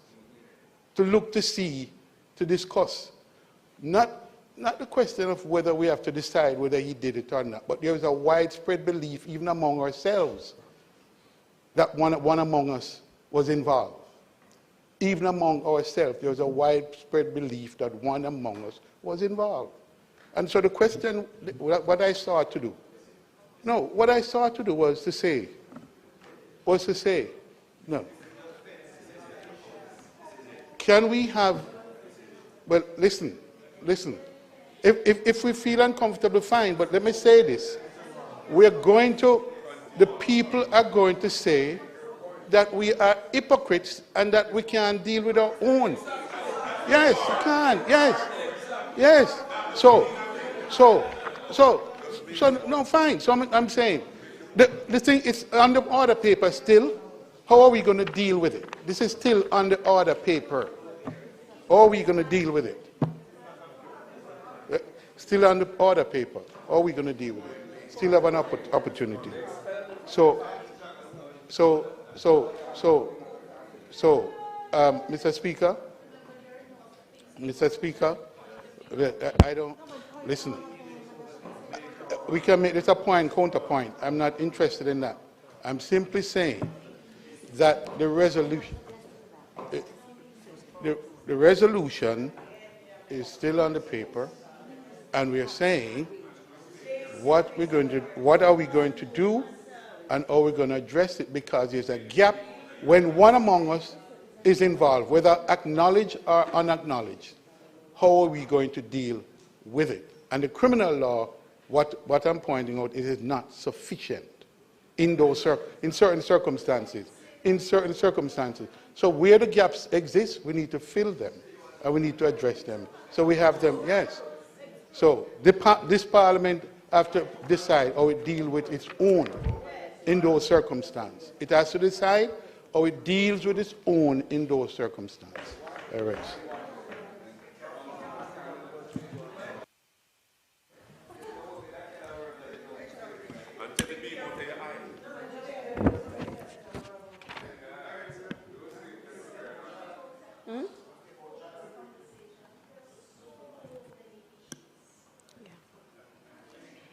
Thank you. Member Morrison, you have the floor. Thank you, Mr. Speaker. You know, Prime Minister, one of the things that I observe when you move around the country is how the children regard you, how they are happy to see you, how they embrace you, and the manner in which you greet them. And you are their safe space. And in you, they find a safe place. And that is why 2 days ago, when I spoke to you, Prime Minister, and I asked you about the incident in Spanish Town, you know that community very well, born, raised there. I asked you how you were feeling about it, and you responded one word: gutted. And that, to me, captures the myriad of emotions. And I know that you will continue to take swift action. And I'm sure across the divide, we are all committed to doing this by strengthening the legislative process as the need arises. Mr. Speaker, so yes, we have made much strides in terms of improving the legislative capacity, and as we continue to do so, we will focus on making those laws robust in terms of protecting our children. But let's look at the community, Mr. Speaker. There exists an ugly fact, many of us were too uncomfortable to call it, I will today, that there are many adults in our country who prey on children. Children in Jamaica, our communities, who live in horror. Children whom, if walls could talk, many of us would cry tears of blood hearing the stories. Mr. Speaker, there are grown men, and I will say this in the vernacular, there are grown men who are little pitney them like. There are adult women who prey on little boys. It is an ugly reality. And Mr. Speaker, its leadership is interesting, member, because as Member Smith was saying here to me that, you know, it's since I am an MP that somehow what is happening within the communities is now magnified as people start coming in and they start talking and they start whispering. We realize the number of adults, the number of men who prey on liquor picnic. They are not interested in a big man. Not 18 and over. Children, a budding girl. And then some of them, I don't want to even make the case of mental illness, I don't know. When the opportunity comes, they strike. And another thing that is disheartening is when we have parents, hardworking Jamaicans, who may have to choose the type of love. And what I mean by that, I have to go out there and I have to work. And so I trust you to leave my child in your care. So it's not that you leave the child careless. It is an act of love, and sometimes we have to be careful how we judge. It's an act of love to go out there to earn that bread, to bring home. And then sometimes the worst will happen. So I also use this floor to call on our Jamaican brothers and sisters. Be more mindful, be more discerning. Because you see, in this era of social media, sometimes you leave your child with your neighbor, your friend, a family member, and they spend more time on their cell phone or on their device than actually watching the child, looking out for the child. These are ugly realities. And back to the treatment of our children. Sometimes we hilariously refer to men and women who prey on our boys and girls. We look at them and we talk about kids' meal. How did that ever become a joke? Huh? To be referring to a sexual predator as someone who likes kids' meal, it should be condemned in the strongest way. Mr. Speaker, another thing that we have to discuss in this house is that more often than not, the community knows.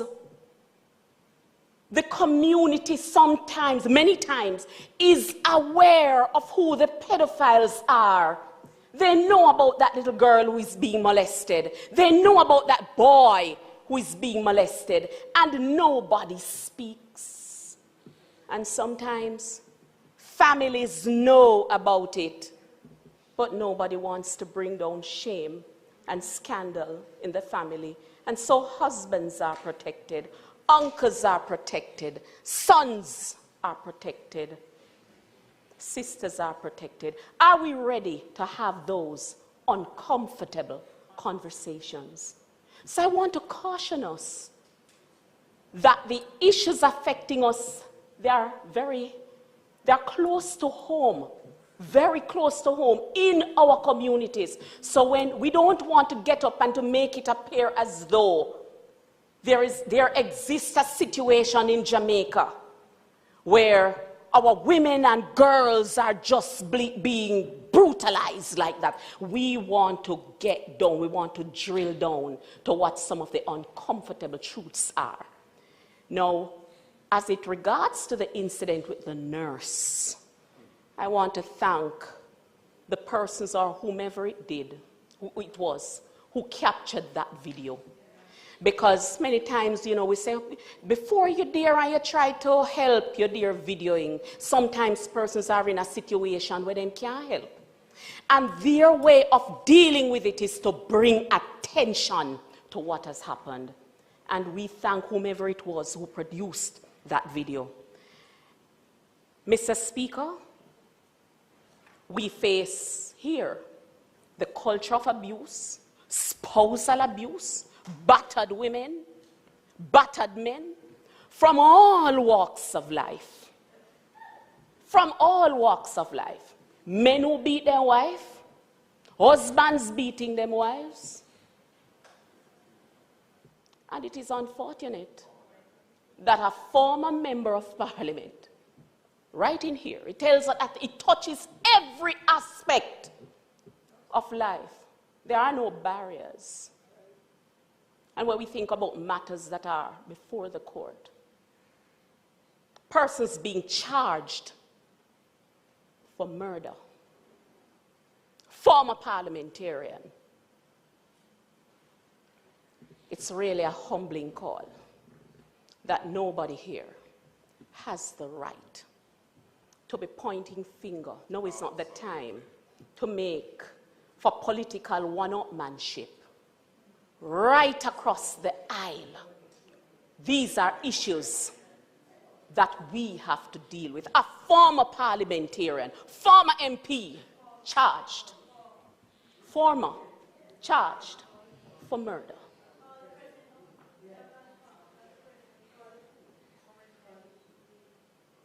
And we don't want to talk about, I don't want to get into any allegation about any current MP, because then that would undermine the very foundation on which I'm standing, that this is a bipartisan approach.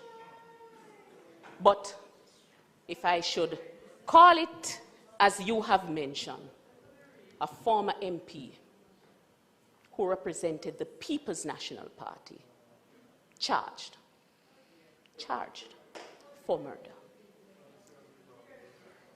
Mr. Speaker, I have every confidence that we will continue to strengthen the legislative process and do everything in our power to protect women, girls, and indeed all Jamaicans. Thank you, Mr. Speaker.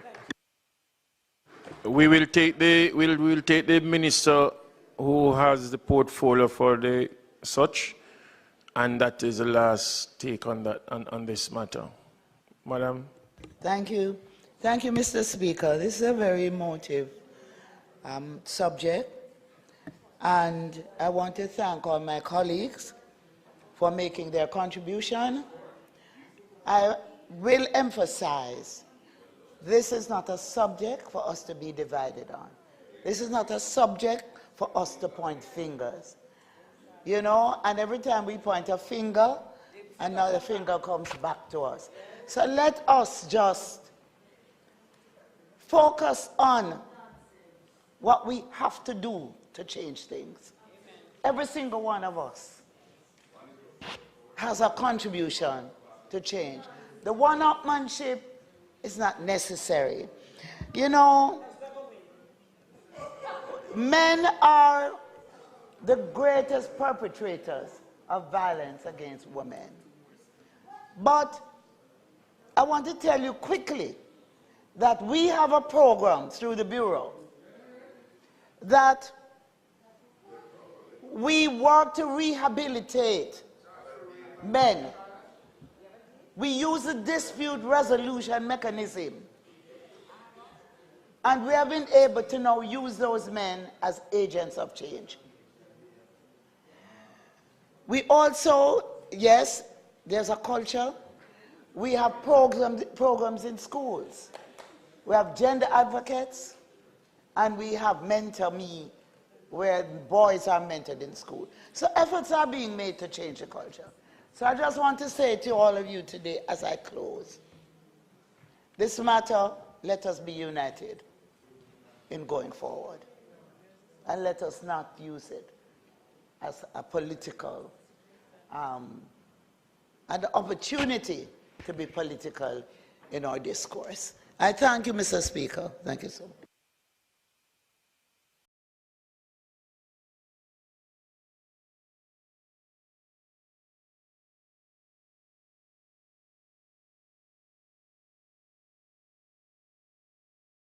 ask the member from Clarendon North Central and Minister with responsibility for works to make his statement.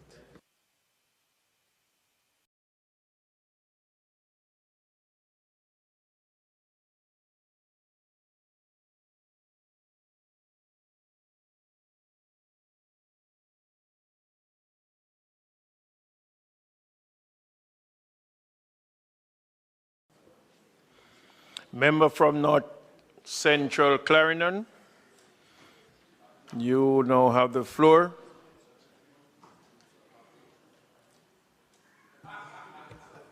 Thank you very much, Mr. Speaker.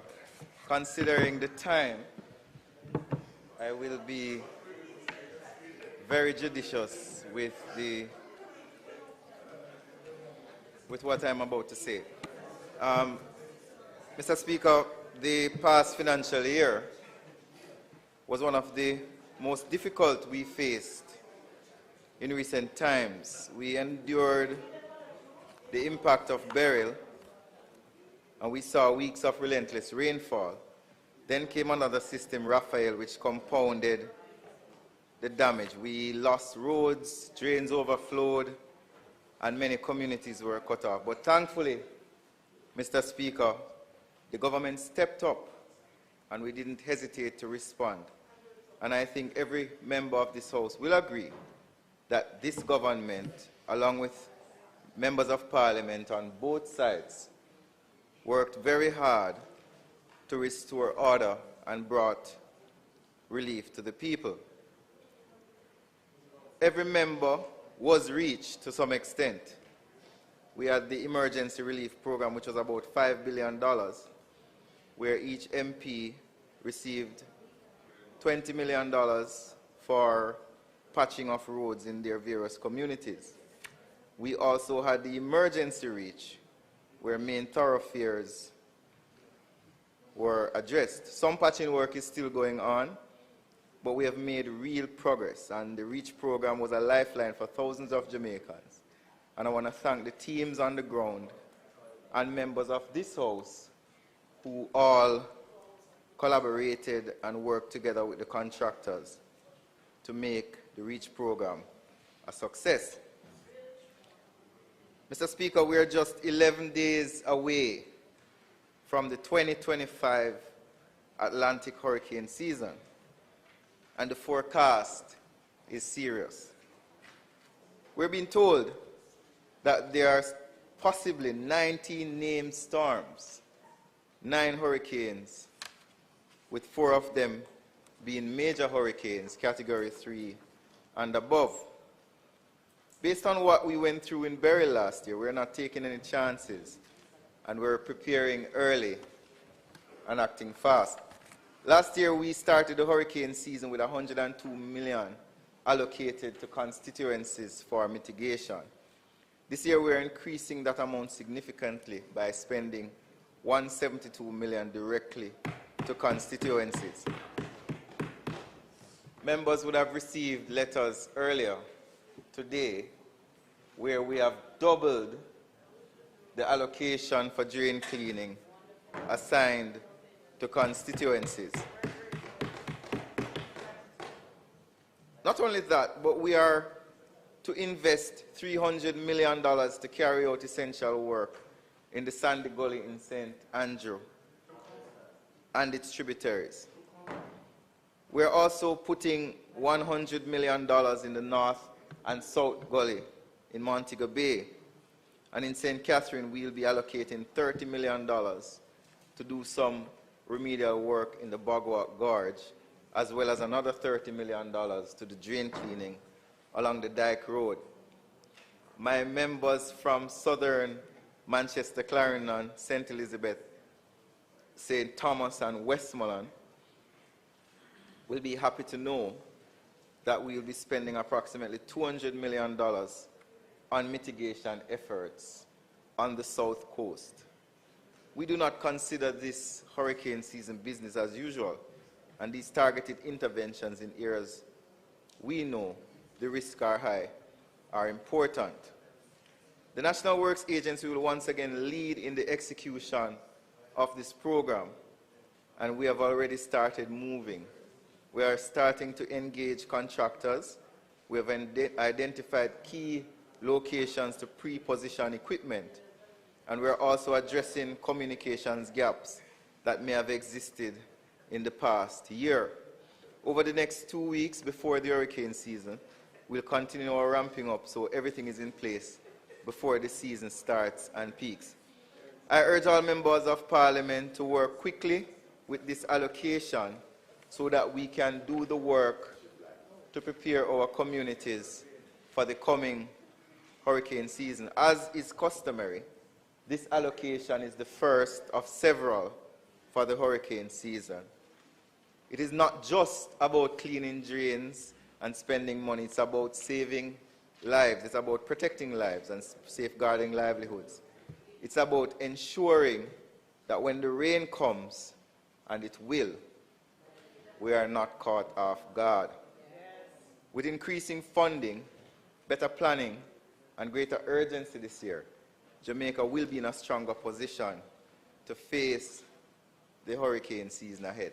I want to remind the House that Beryl could have been worse. Before Beryl, we spent about $900 million cleaning drains and preparing for the hurricane. Immediately after Beryl, we spent about $1.5 billion clearing roads, restoring access to communities. And several months after Beryl, just before Raphael and after, we launched the REACH programs, $3 billion to constituencies and nationally, as well as $2 billion in an emergency program, over $7 billion generally, and cumulatively from the National Works Agency to deal with roads and drains last year, we spent $8.7 billion. I repeat again, that is the largest amount we have ever spent on road infrastructure in Jamaica. Before I close, Mr. Speaker, there is a minor issue I wish to address, and it relates to the Ministry of Economic Growth and Job Creation. We just completed a major project under the Jamaica Disaster Vulnerability Reduction Project in St. Mary, where we spent a significant sum in protecting the shoreline. I understand that a member of the other side has called for an audit. I will not be promoting anyone here. But if the member understood and was cognizant of governance, government, and governing,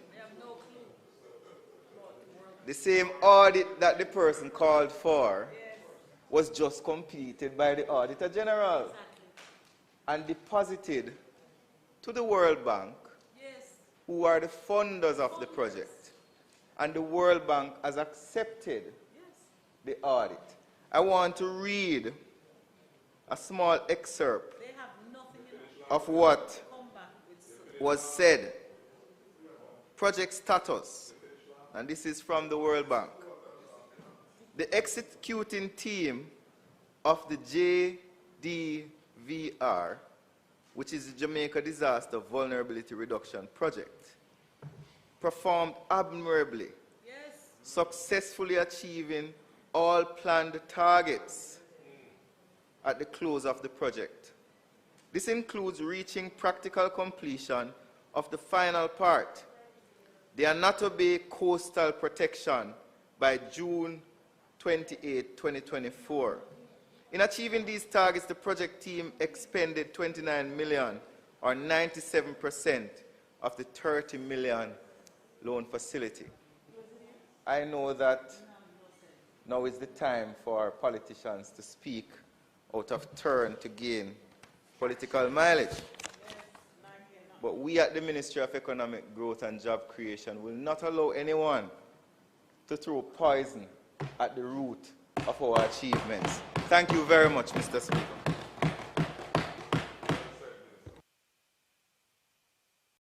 Okay, thank you.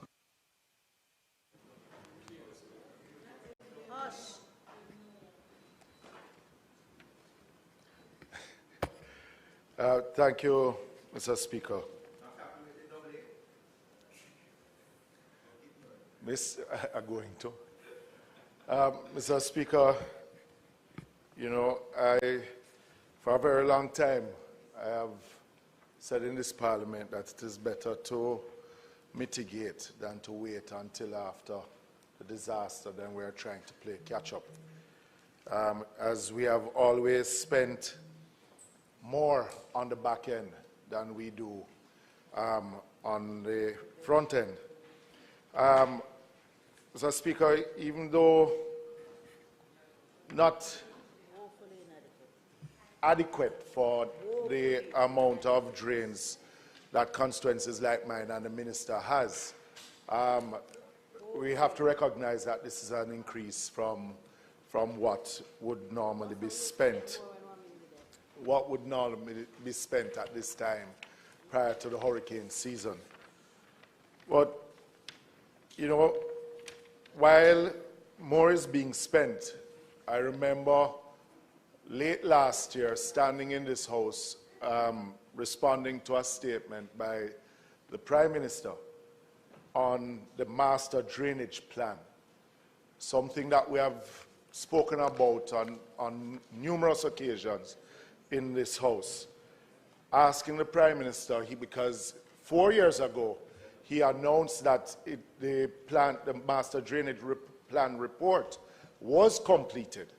This is after massive flooding in Montego Bay, in Clarendon, Spanish Town, and many other town centres. Clarendon in the member for Southwest Clarendon and other places across the island, including my own constituency. And the Prime Minister, we proposed that, we made a suggestion that it should be put in a green paper so that we can see the report. 4 years after, I have to question if our actual report was completed or not. Because the issue of drainage, we tend to respond to them when there's a crisis and not put up a comprehensive plan together, knowing that we will not be able to spend the money up front. But what is the national plan in dealing with our drainage? And our bridges too. Because the minister made an announcement that the Troy Bridge is about 45%, 50% completed. But when I went to the community last week, the bridge is no more than about 10% completed. So, you know, I'm now wondering what to believe from what not to believe. We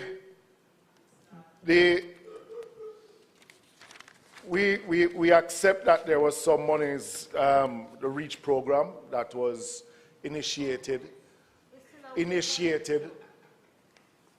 even though 20 million per constituency, and the issues that we're having, Minister, that I've spoken to you about it, but the implementation of the Spark program, that there are major issues with the contractor and many of the roads that they should have started.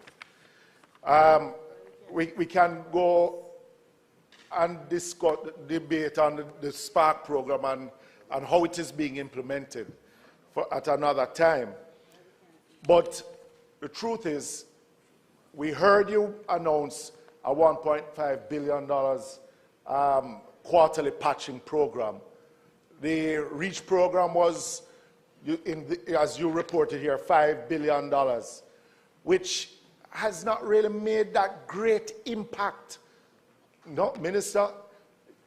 Boy, it has not made that great impact on each constituency. You would be hypocritical if you said that it made a great impact compared to what road damages are out there. Oh, I'm being serious. I'm being serious, right? I said it the last time that I rose in the House to respond to a statement that you'll be hypocritical because as you patch the road, and rainfall, road them mash up again. $10 billion, $10 million per constituency, $20 million.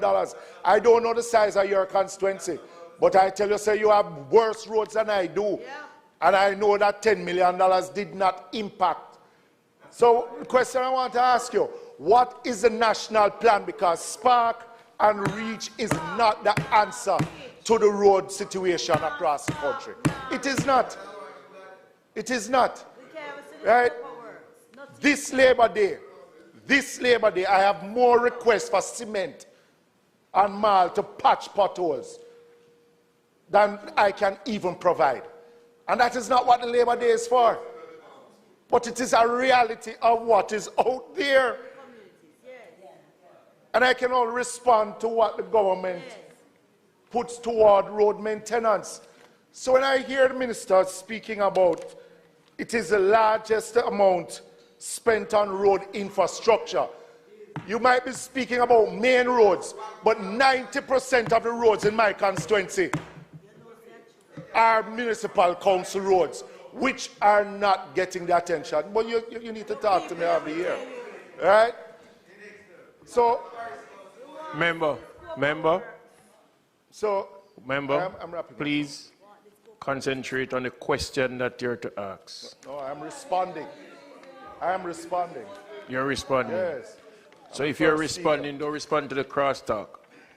Right? So,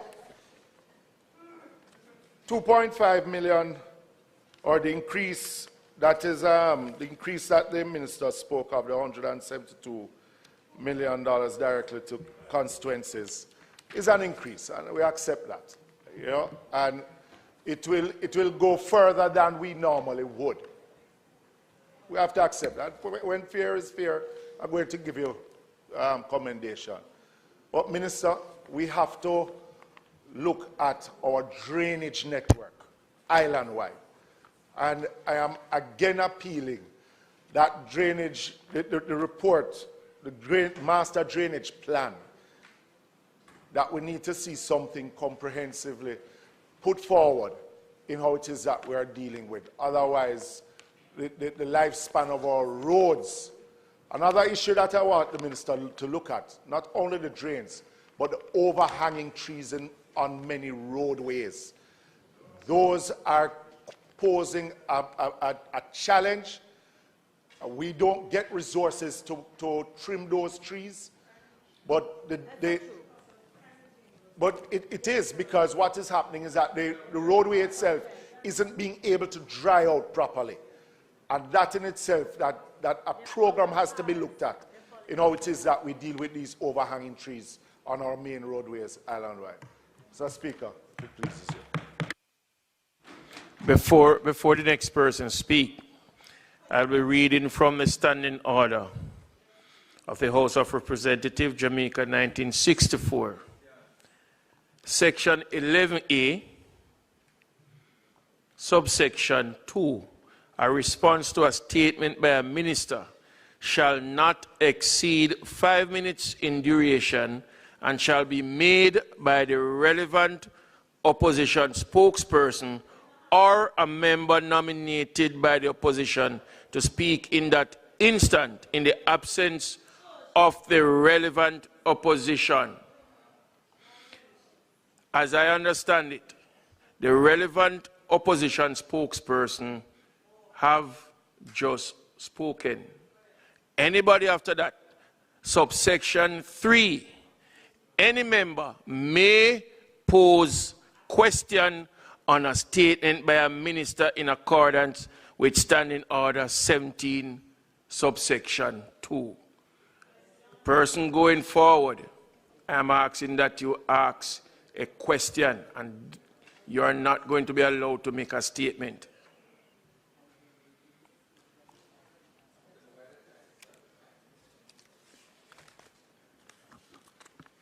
Thank you, Mr. Speaker. Minister, I am ready to initiate the work that needs to be done. Is the NAA ready to proceed with the work that needs to be done on the Sandy Gully? One. And two, what of the continuing situation in New Haven that have been raising question about the drainage situation in New Haven? Is there anything in this budget that can speak to a continuing problem in the New Haven area that threatens lives and property?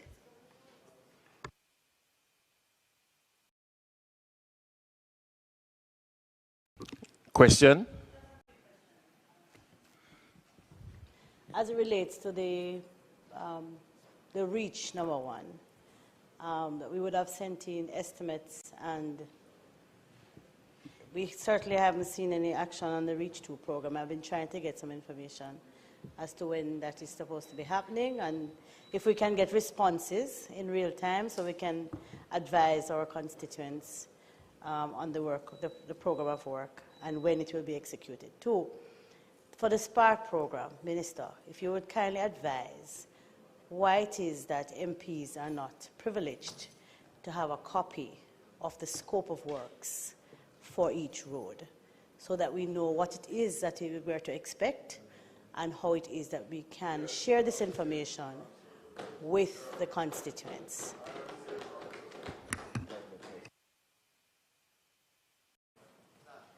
Thank you very much, Mr. Speaker, and I want to thank colleagues for their questions. Let me address them as they were posed.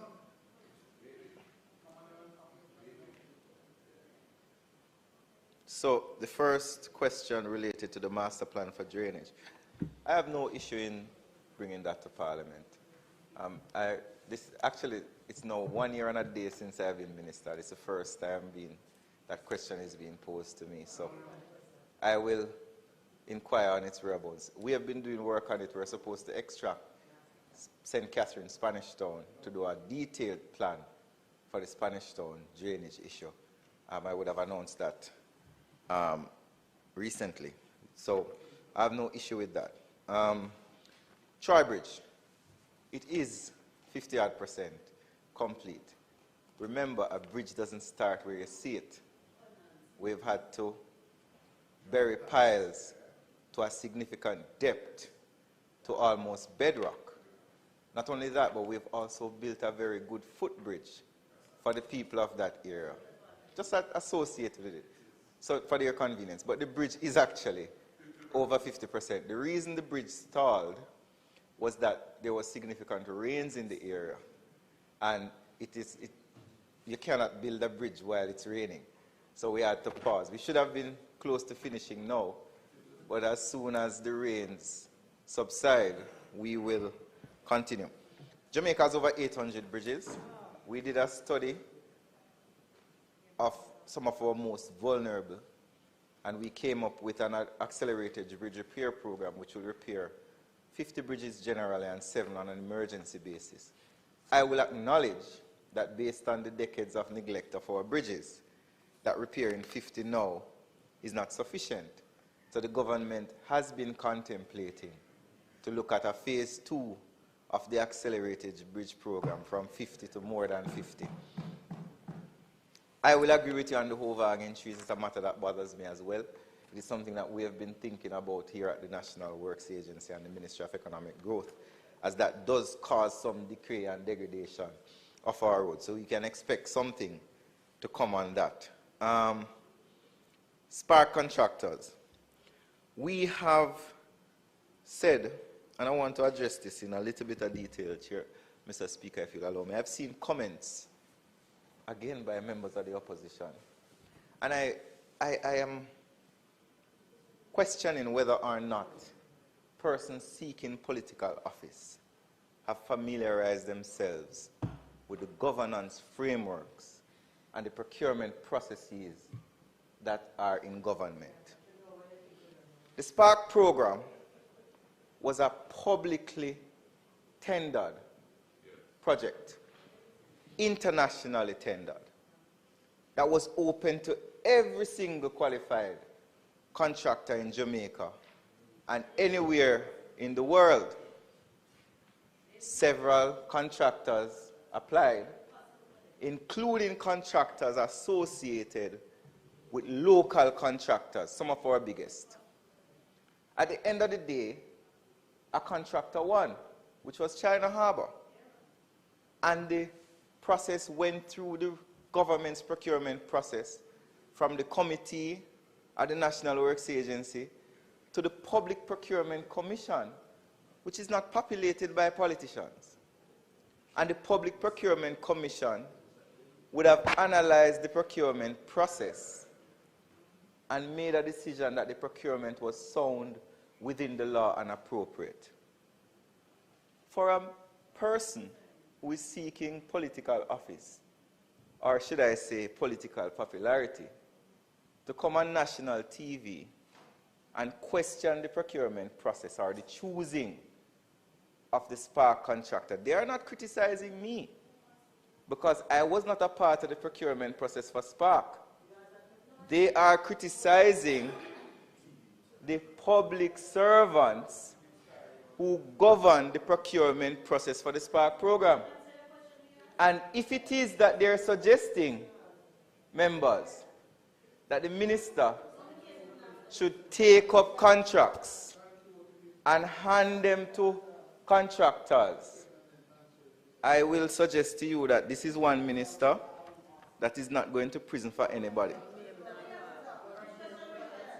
As it relates to the $1.5 billion patching, we announced a few weeks ago that we will be launching a quarterly patching program to start in June. We are not yet in June. We are already started, the NW has already started its procurement process to ensure that we are on time for the $1.5 billion patching program, which will stretch across the island. As it relates to questions about the Sandy Gully, the technical teams are currently doing their assessments. This work that we're going to be doing in the Sandy Gully is not the major rehabilitation, which will be a capital project, but it's remedial work to ensure that the Sandy Gully does not pose a risk to us during the hurricane season. As it relates to Reach 2, which is the second phase of Reach, which the member requested, I will inquire of the NWA as to where the procurement is for your second phase of Reach. And I do not have a challenge, member, with the contractors giving access to the scope of works for each road to the members of Parliament. I said I do not have a challenge with it. No, I will suggest it to the powers that be, which is the public servants. Minister, the government Minister, does not have a policy problem Minister, with it. Yes, thank you. The person that you're answering does not have the floor. Thank you very much, Mr. Speaker. Mr. Speaker, I'm following up on the comment the Minister made, because I specifically asked the assigned contractor, subcontractor, I guess, subcontractor, about the scope of works. I asked him if he could kindly email a copy of the scope of works. I didn't need to see the figures, I just needed to be clear on what is to be covered in the works. And he has flatly refused to do so. And I've asked several times, the subcontractor. I don't know if you, yeah. So I don't think it should really be at the discretion of the contractor or subcontractor. It really should be a policy of government at this point, as it relates to what we are allowed to do. Right? I am responsible and accountable to the people I serve. They placed me here. And if they ask me a question, I should be in a position to respond with authority and with the knowledge that is provided to me. So it shouldn't be a matter of if the man feel like, forgive me, because if him not put in something when me ask him to put in, that you said he's to put in and him gone and it's not done, I'm not going to get him to come back.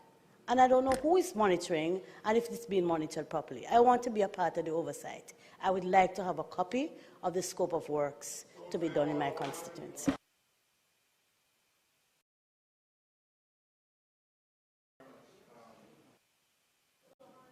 Thank you very much to the member from St. Catherine. As I said before, the government and the Ministry of Works has no issue. It is supposed to be a public document. It is taxpayers' funds being spent. So I will advise the relevant agency that there should be no restriction in the scope of work that is being done. I just want to mention, finally, to members that we have so far started over 50 roads under the Spark program, and we expect that by next week we will be in all 63 constituencies, and by the end of June we would have started over 90 of the Spark roads. I will also advise that we have completed roads. Richings Avenue has been completed, several roads, Everest Drive in Portmore and several other roads in Portmore. We've also done Richings Avenue. We're still dealing with Harbour Heights, which has proven to be a very challenging infrastructure, as the minister would know. We've finished Bridgeview. So Spark is sparking despite what some people want to say. There is palpable excitement in the population as to the significant amount of works. We have never done so many roads at one time in the history of Jamaica. Mr. Speaker, thank you very much, Mr. Speaker. Mr. Speaker, I'm reminding the minister that I asked a question about New Haven that was not responded to.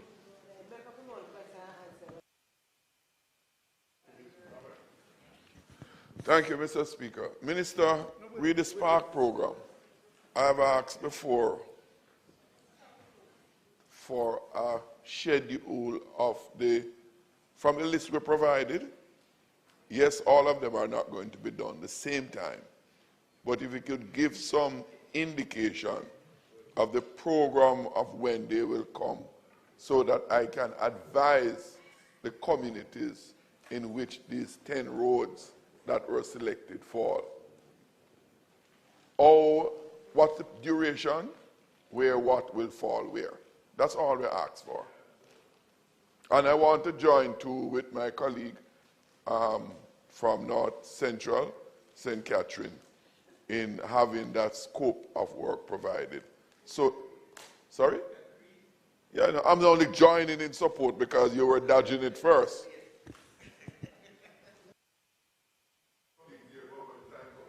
Thank you. There's no time coming in this parliament.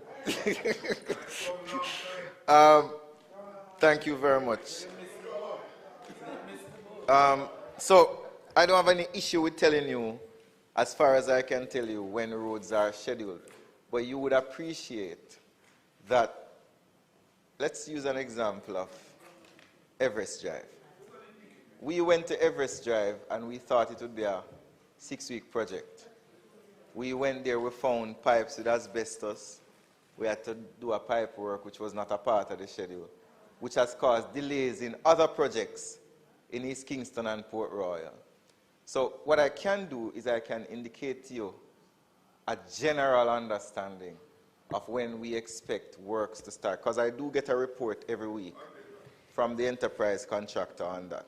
As it relates to New Haven, I'll consult with the National Works Agency on that.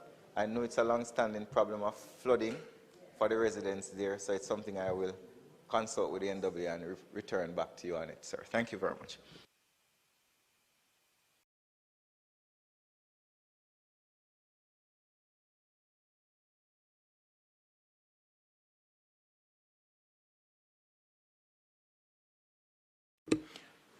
Member from Clarendon Southeast, you now have the floor.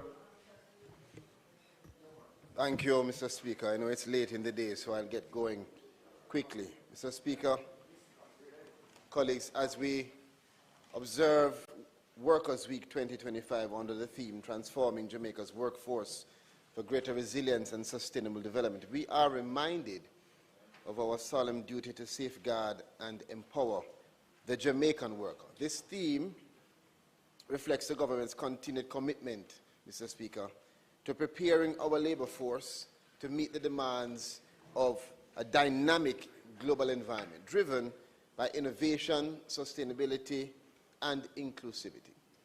Workers' Week commemorates the 1938 labor uprisings, a pivotal moment for us in our history, which laid the foundation for the modern labor rights and industrial relations across the region. It is against this historic backdrop that I address this Honourable House on the matter of the National Minimum Wage Amendment Order 2025 and the Minimum Wage Industrial Security Guards Amendment Order 2025, both of which will be tabled later on. These measures are a continuation, Mr. Speaker, of our responsibility to uphold the dignity of labour, ensure fair compensation, and to advance the well-being of the working people of Jamaica.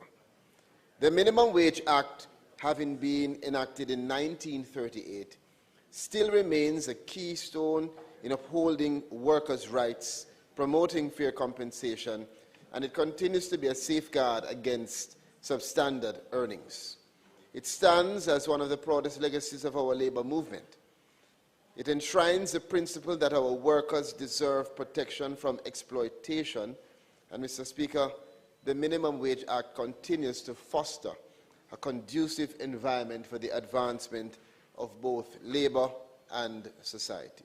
Section 3 of the Act empowers the Minister of Labour and Social Security to set minimum wages through ministerial orders where earnings are found to be unreasonably low. This is a responsibility that I take seriously, and it requires striking a very careful balance, ensuring that workers can live with dignity while supporting a stable economic climate in which businesses can thrive. It is in this context, Mr. Speaker, colleagues, that I proudly bring to this Honourable House the proposal to increase the national minimum wage and the minimum wage for industrial security guards effective June 1st, 2025. Mr. Speaker, I'm deeply aware of the pressures faced by minimum wage earners. Rising costs of transportation, food, other issues that are daily challenges. These workers are not statistics to us. They are the caregivers, they are the shop assistants, they're the cleaners, the watchmen and women who keep our society moving. Their sacrifices demand more than gratitude, they demand our action, and this government is taking action. It is in this spirit, Mr. Speaker, that we table for consideration of this Honourable House the proposal to increase both the national minimum wage and the minimum wage for industrial security guards with effect from June 1, 2025. The national minimum wage is to be increased from $15,000 to $16,000 per 40-hour work week, and therefore means that single-time rate is to be increased from $375 per hour to $400 per hour for work done by the worker during any period not exceeding 40 hours in any week. Time and a half is to be increased from $562.50 per hour to $600 per hour for work done in excess of 40 hours in any week. And double time is to be increased from $750 per hour to $800 per hour for work done by the worker during any period on a rest day or on a public holiday. Similarly, the minimum wage for industrial security guards is also to be increased from $15,000 to $16,000 per 40-hour work week, with corresponding adjustments similar to that which I referred above. Mr. Speaker, it is important to clarify that the wage increase for the industrial security guards applies solely to the basic rate. As such, there will be no change at this time to the allowances or insurance benefits prescribed under the Industrial Security Guard order. These benefits therefore remain at the prevailing rates. The laundry allowance will remain at $52.38 per hour. The firearm premium allowance will remain at $57.15 per hour.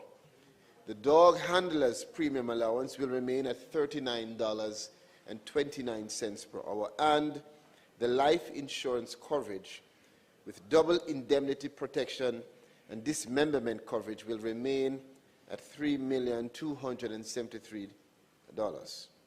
While these allowances remain unchanged, the Ministry of Labour and Social Security continues to review and to monitor the broader compensation framework for security personnel, all of this to ensure that it remains fair, adequate, and reflective of industry conditions.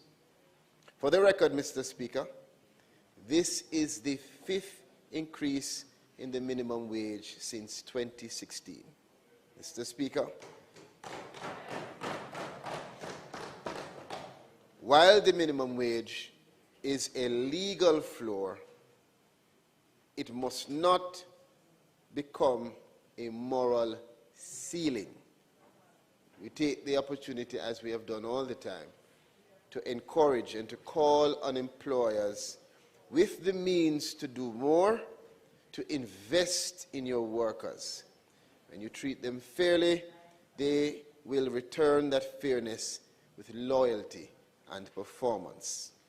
Let this increase, Mr. Speaker, serve not just as economic relief, but as another bold step towards a more just and equitable Jamaica. Let it reflect our shared belief that those who build this country with their hands should never be left behind.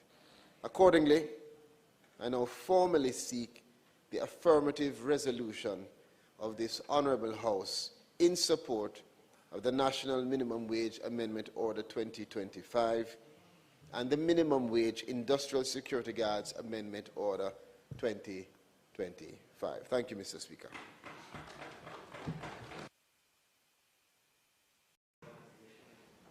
Mr. Speaker, while I do not want to prolong our time here. Therefore, you have 5 minutes. You can give me 2 minutes. I want to thank the minister. Don't care how small it is. It is beneficial to persons who had less before to have a little more. But I want you to go a little further, Minister, even though it is not in this resolution, to speak to the matter of construction in respect to the JRC rate, to see whether or not persons who are working in the construction field, especially the daily laborers, it is woefully inadequate. And also, I strongly believe it is way below what is called the minimum wage. I am asking because these persons cannot join a union, and therefore I think they should be protected by your ministry in order that they will be properly compensated for their hourly paid job. And I speak to the constructions that are taking place now, such as the Sparks program. The daily labor pay is way below the standard, or it is too low. I see the minister making up his face, but I'm just saying to you, $300 and something per hour is something that you need to take a serious look at. I do not know if it is, if it differs in other areas, but I am saying to you that it is something, Minister, that need to pay careful attention to.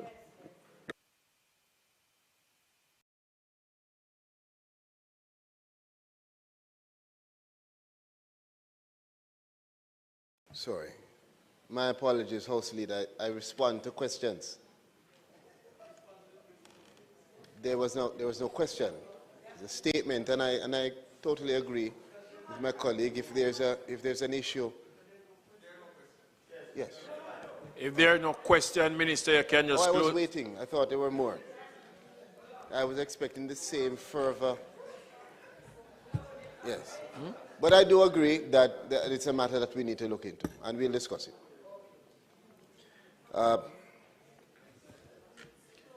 There being no questions. Mr. Okay, Speaker. Minister. House Leader. Announcement.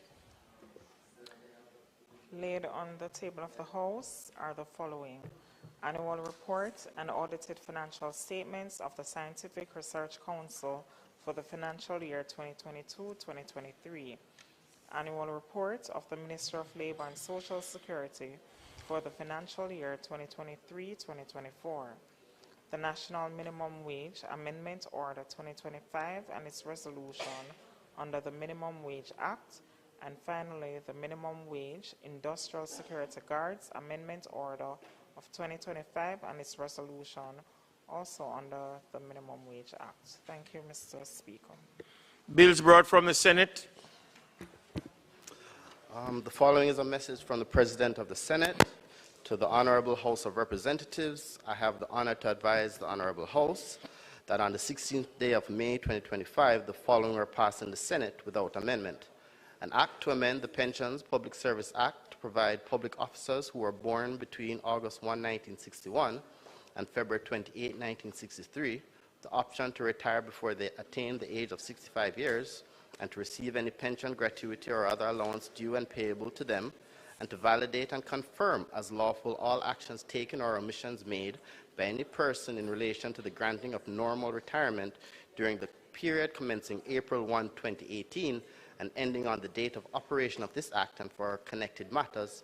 Also, an Act to make provision for the designation of projects as approved large-scale projects or economic activities as approved pioneer industries, to provide tax relief in relation to projects and activities so designated, to operationalize the tax incentives for large-scale projects and pioneer industries, to establish an application and management committee as part of the process of approving participants of large-scale projects and pioneer industries, to repeal and replace the Income Tax Large-Scale Projects and Pioneer Industries Act 2013, and to provide for connected matters.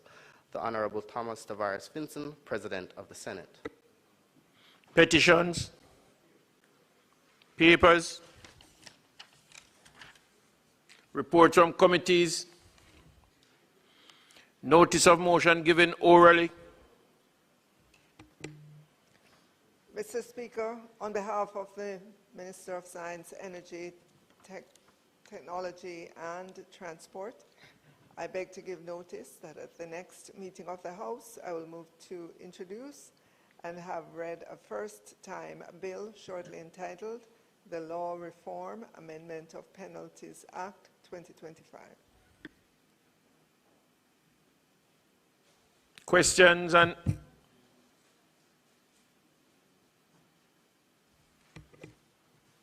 Mr. Speaker, I beg to give notice that at the next meeting of the House, I will move, whereas by virtue of Section 3 of the Minimum Wage Act, hereinafter referred to as the Act, the Minister may, by order published in the Gazette, fix minimum rates of wages for any occupation in the island, either generally or in any specified area, place, or district, in any case which the Minister is satisfied that the wages being paid to any person employed in any such occupation are unreasonably low, and may, if the Minister is satisfied that it is desirable so to do, fix a national minimum wage applicable, subject to the provisions of that section, to occupations generally. And whereas, by virtue of Section 3, subsection 3 of the Act, the Minister may by order vary or cancel a minimum wage. And whereas, on the 13th day of May 2025, the Minister made the Minimum Wage Industrial Security Guards Amendment Order 2025 2025, and whereas Section 3, subsection 5 of the Act provides that an order made under subsection 3 in relation to a national minimum wage shall be subject to affirmative resolution of the House of Representatives, and whereas it is desirable that the minimum wage Industrial Security Guards Amendment Order 2025 be affirmed. Now, therefore, be it resolved by this Honourable House as follows. 1, that this resolution may be cited as the Minimum Wage Industrial Security Guards Amendment Order 2025 resolution. And 2, the Minimum Wage Industrial Security Guards Amendment Order 2025, which was laid on the table of the House on the 20th day of May 2025, is affirmed. Additionally, Mr. Speaker, I beg to give notice that at the next meeting of the House I will move, whereas by virtue of Section 3 of the Minimum Wage Act, hereinafter referred to as the Act, the Minister may, by order published in this Gazette, fix minimum rates of wages for any occupation in the island, either generally or in any specified area, place, or district. In any case which the Minister is satisfied that the wages being paid to any person employed in any such occupation are unreasonably low, and may, if the Minister is satisfied it is desirable so to do, fix a national minimum wage applicable subject to the provisions of that section to occupations generally. And whereas, by virtue of Section 3, subsection 3 of the Act, the Minister may by order vary or cancel a minimum wage. And whereas, on the 13th day of May 2025, the Minister made the National Minimum Wage Amendment Order 2025, and whereas Section 3, subsection 5 of the Act provides that an order made under subsection 3 in relation to a national minimum wage shall be subject to affirmative resolution of the House of Representatives. And whereas it is desirable that the National Minimum Wage Amendment Order 2025 be affirmed. Now, therefore, be it resolved by this Honourable House as follows. 1, this resolution may be cited as the National Minimum Wage Amendment Order 2025 resolution. And 2, the National Minimum Wage Amendment Order 2025, which was laid on the table of the House on the 20th day of May 2025, is affirmed.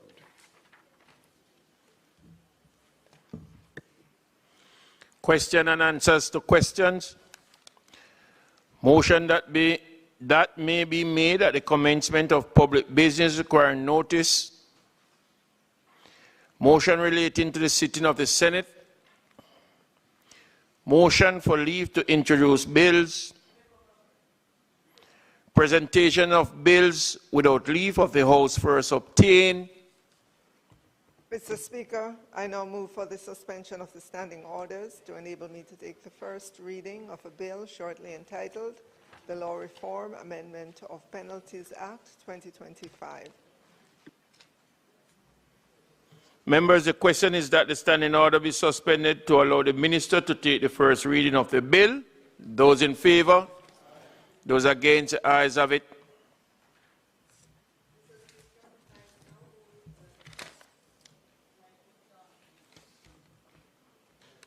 Mr. Speaker, I now move that a bill shortly entitled the Law Reform Amendment of Penalties Act 2025 be read a first time. A bill shortly entitled the Law Reform Amendment of Penalties Act 2025 read a first time.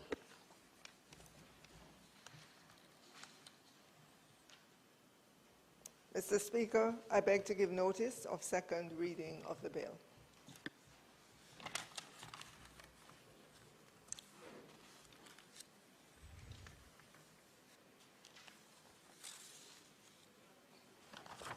House Leader. Thank you. Mr. Speaker, It is not intended to do any further business today. And on the motion of adjournment, I'd like to remind this Honorable House that on Tuesday, May 27th, when we resume our sitting, the Governor of the Bank of Jamaica and his team will attend on the Standing Finance Committee of this House for the purpose of presenting the Monetary Policy Report, which is done on a quarterly basis. So I wish to remind this Honorable House that we will be on time on Tuesday the 27th at 2 o'clock so as to receive the Governor and his team for that purpose, and thereafter to continue with the business of the House and the continuation of the budget, sectoral budget debate. There being no further business intended for the day, I beg to move that this Honorable House be adjourned until Tuesday, May 27 at 2 p.m. at the George William Gordon House. May it please you, Mr. Speaker. The request is on the floor that this House stand adjourned until the 27th of May 2025 at 2 p.m. Those in favor, those against, the ayes have it. This House now stands adjourned.